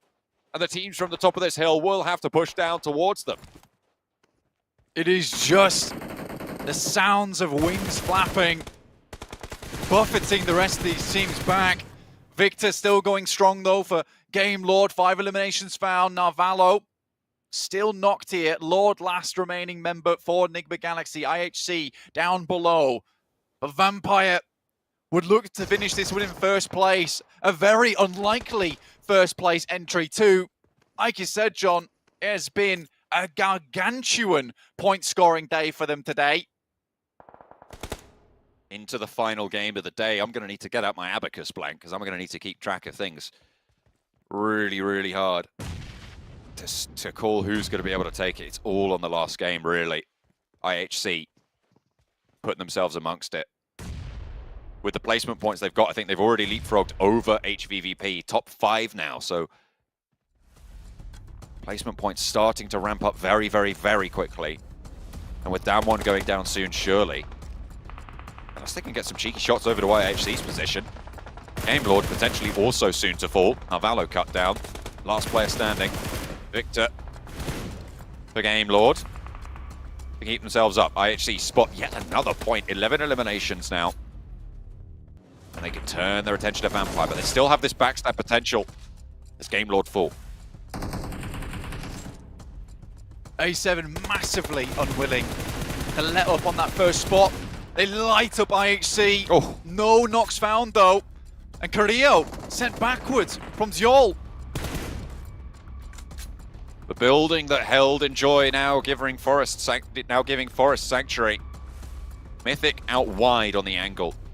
Can't really peek into it. Sees the crate in there, probably desperate to see what he can find in there, unless it's already been resupplied out of the smoke to cover off Mythic's angle. Vampire, hang on a minute. What? Revo! Revo? 4K nade?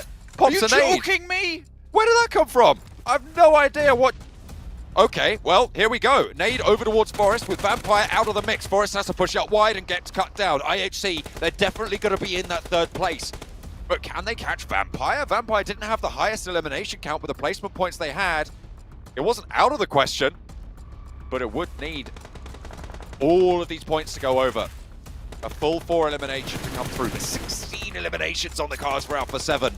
With that 4K nade from Revo, we're definitely going to need a replay on that. Into the fight now. 4 versus 3. IHC fighting for the spot. A nade over the top is good. Mythic will fall, and that's the off angle. Crucially found. Revo in for a second. Zjol up for the challenge, and 2 of the players fall from IHC. Alex now with a 1 versus 2 against Alpha 7. Top fraggers in the lobby. Mythic flushed. Looking for more. Carrillo in for the challenge. Around the side of the tree. Alex will not be able to find him, but he gets the flush onto Revo. The blue zone pushing. Carrillo biding his time, getting the heal. They're slurping up those points as well. Out into the open. Needs the challenge. Waits for Carrillo to peek. Can he get the win on the knock? Will he be able to find the second player peeking? No. Carrillo just is able to step out, get the spray, and Alpha 7 take the chicken dinner. In the penultimate game, the final Miramar. Specialists at this map. They show us why, but what a run from IHC. You can see how Revo is so happy about that game. He was dominant. I mean, I'd be doing that as well. I'd be straight feeling like the carry after that nade was thrown, decimating the guys from Vampire, bits and pieces of them flying all over Miramar at the end. But Alpha 7, they take a massive amount of points, should put them on top. 1,500, 1,600 damage for Revo. In the second to last match to do that as well, 1,100 of a Mafio, so this has been a ridiculous game for these 2 lads. But for IHC, that's the big storyline that we're looking at. Getting a massive amount of points on that one. It was very, very good for them as well because they were just securing points where they could. They knew they had to get rid of down 1 as fast as possible as they wanted to get further up in the rankings. That's going to see them massively secured towards the grand finals. It'll be really, really difficult to remove them from that one. But now we have probably 6 teams with 90 points apiece, very close to one another in the leaderboards, and it could be 3rd, 4th and 5th interchangeable from many, many different squads. Absolutely. Alpha 7, with that final fight as well, have tied the record with Aegon XIA. 19 eliminations on the game, Black. What a way to claim the top of the tables. I mean, they still have 1 game left to go, but with Vampire going down a lot lower, and them being in the mix and more worried probably about getting eliminated than anything else, might not be possible for Vampire to jump up in this final game. We'll have to wait and see though. We're looking at Vampire, DRS, Titan, HVVP, AHC Esports, and on the outside you've got Besiktas all looking for those other 4 spots.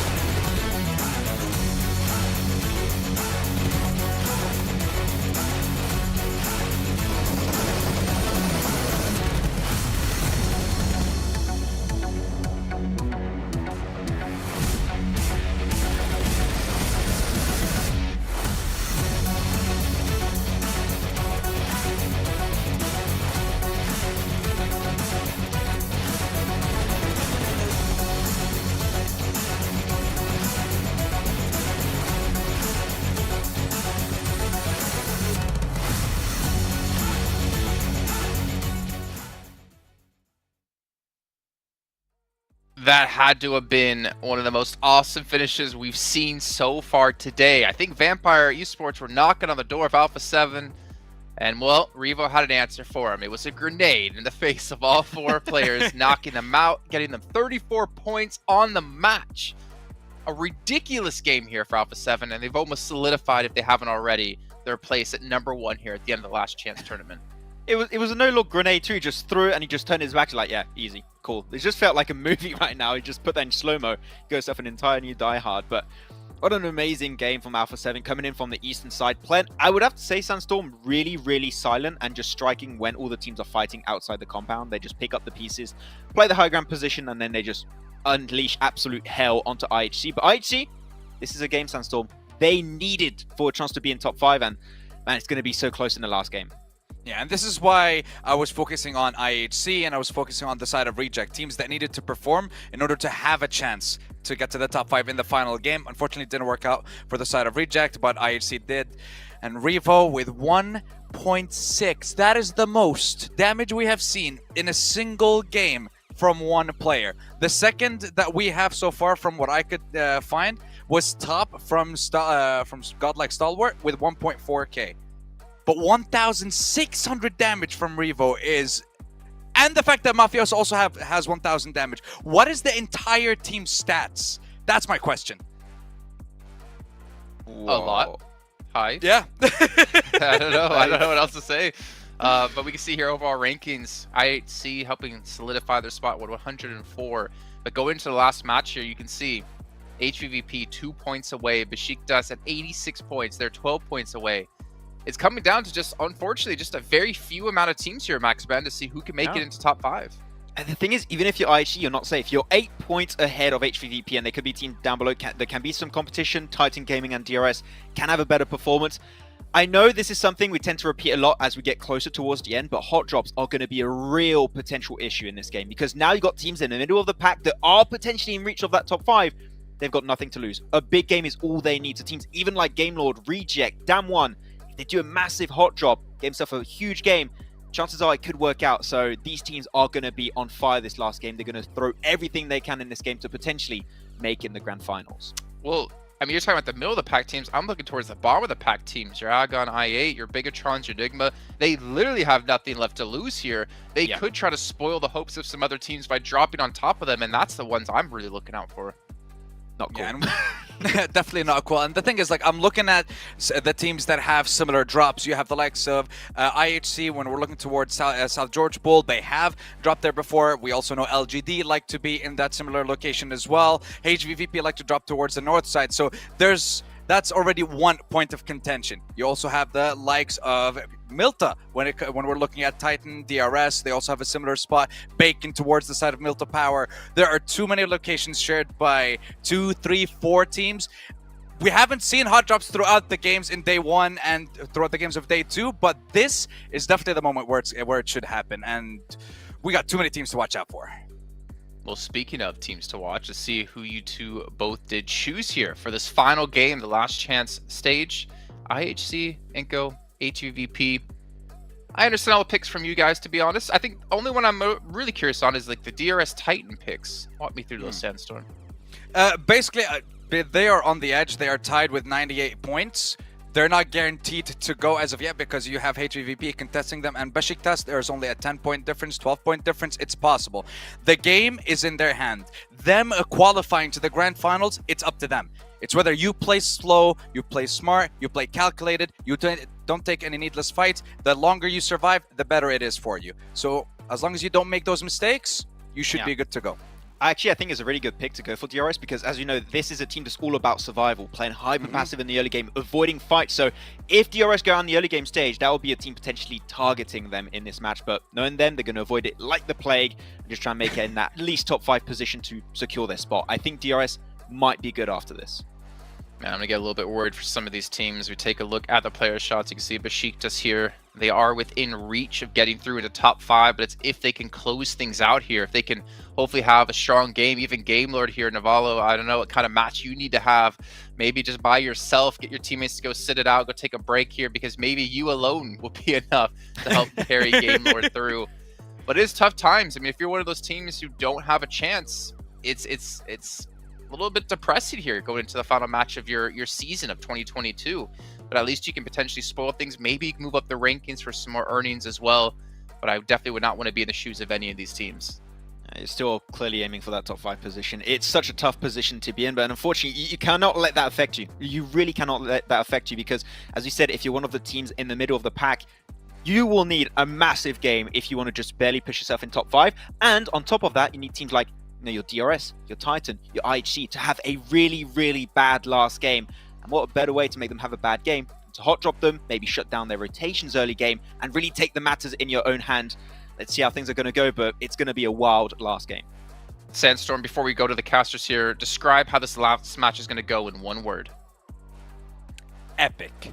All right, take it away here for our last epic match with John Allen and Blink.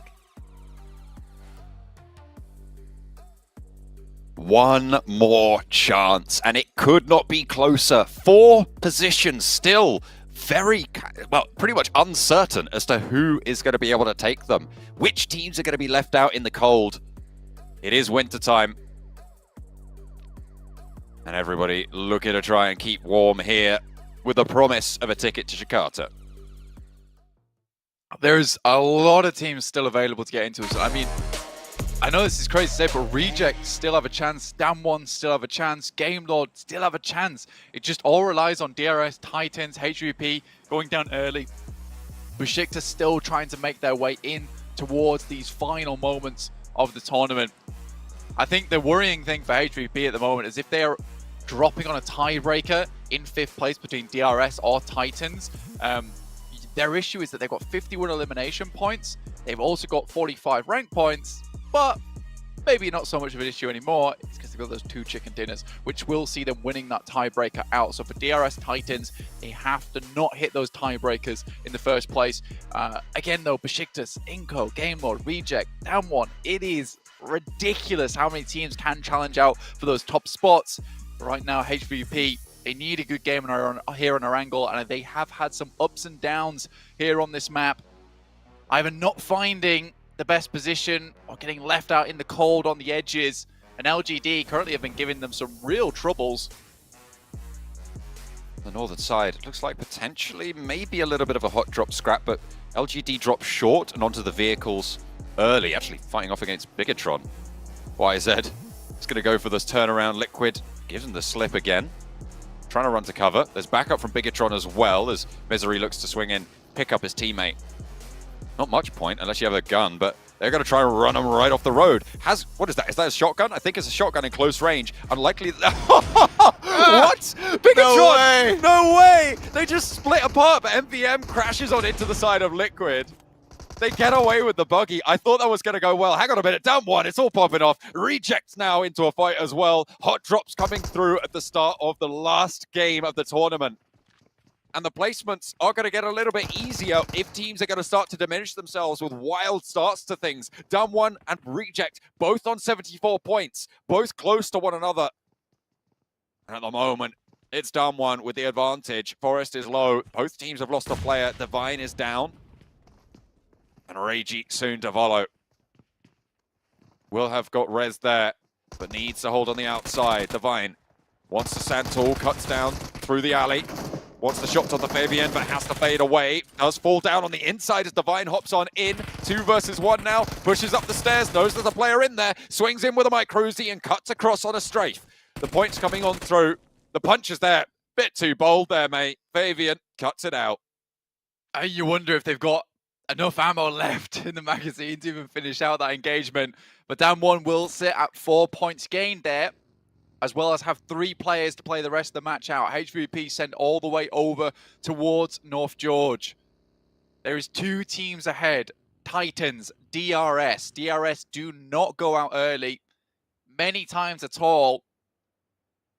If these 2 teams fall now, it makes it so much easier for HVP. Again, that is if HVP don't fall themselves, because Titans and DRS, I think they've done an excellent job during this last chance to get themselves towards where they are right now. DRS, unfortunately, has been falling slowly but surely, because you do see that consistency coming out from DRS, but you don't see those similar games that IHC, VPE, as well as A7 have shown us over these last 6 matches, which is just unbelievable point scoring in certain games and having that star power to hit those big matches. A 19 elimination game, A7 100% should leave last chance with that grand total prize pool at the top.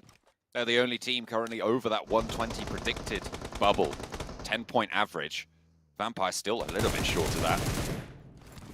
Bacon time. Going down to Titan. That's a point. That is a point, and that is a pivotal point potentially. Because Titan, of course, 4th place, 98, breaks the tie with DRS. Puts them just a toe ahead. 99 now. It's one off the triple-digit mark. Titans, that was important not to fall to that. Inco had a chance at the top. We're there for a long, long while. They go for the same strap, central, set us up, set us back. But for Inco, for them, it's a big game needed.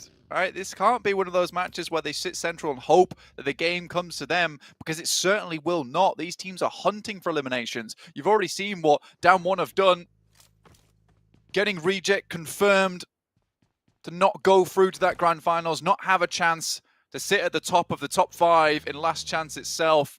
We are first team leaving us here. A couple of times we've seen HVVP go down to the fact but they stay a little bit too long. Don't move early enough. This time around from North George, we've breached that 5-minute mark, so soon they should be looking to leave. Rotate towards the east here on this circle. It's still a long journey for them. A long journey ahead towards that eastern side of the map, which has caused some problems in the past. So all that knowledge that they've garnered, all that knowledge they've gained over the past 2 days has to be brought into this one right now. Very small point difference between them, DRS and Titans. Even they could sit themselves above IHC, but right now it's just those 2 teams they're looking to beat. Again, they have to beat everyone underneath them. Besiktas, Inco, Game Lord, Damn One. They're on for a big game. That is certainly something that could prove a big problem for them.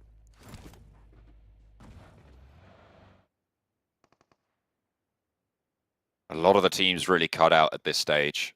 We talked about it a lot in the last game. I would say, well, obviously with Reject going down, definitely not going to be making it, but from 12th downwards also, there's no way. There's no way you make this at this stage. For any of these squads, it's just too much. Which is unfortunate. Reject was probably the last squad that could have made it from this lobby. 12th downwards, while we're making it through.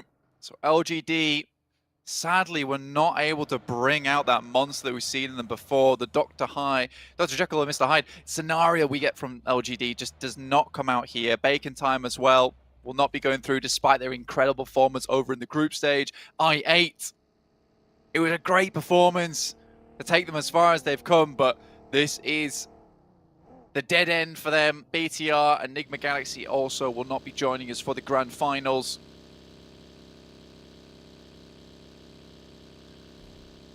Unfortunate. Blue zone envelops HVVP on the northwestern side. Still yet to move. 7 minutes now.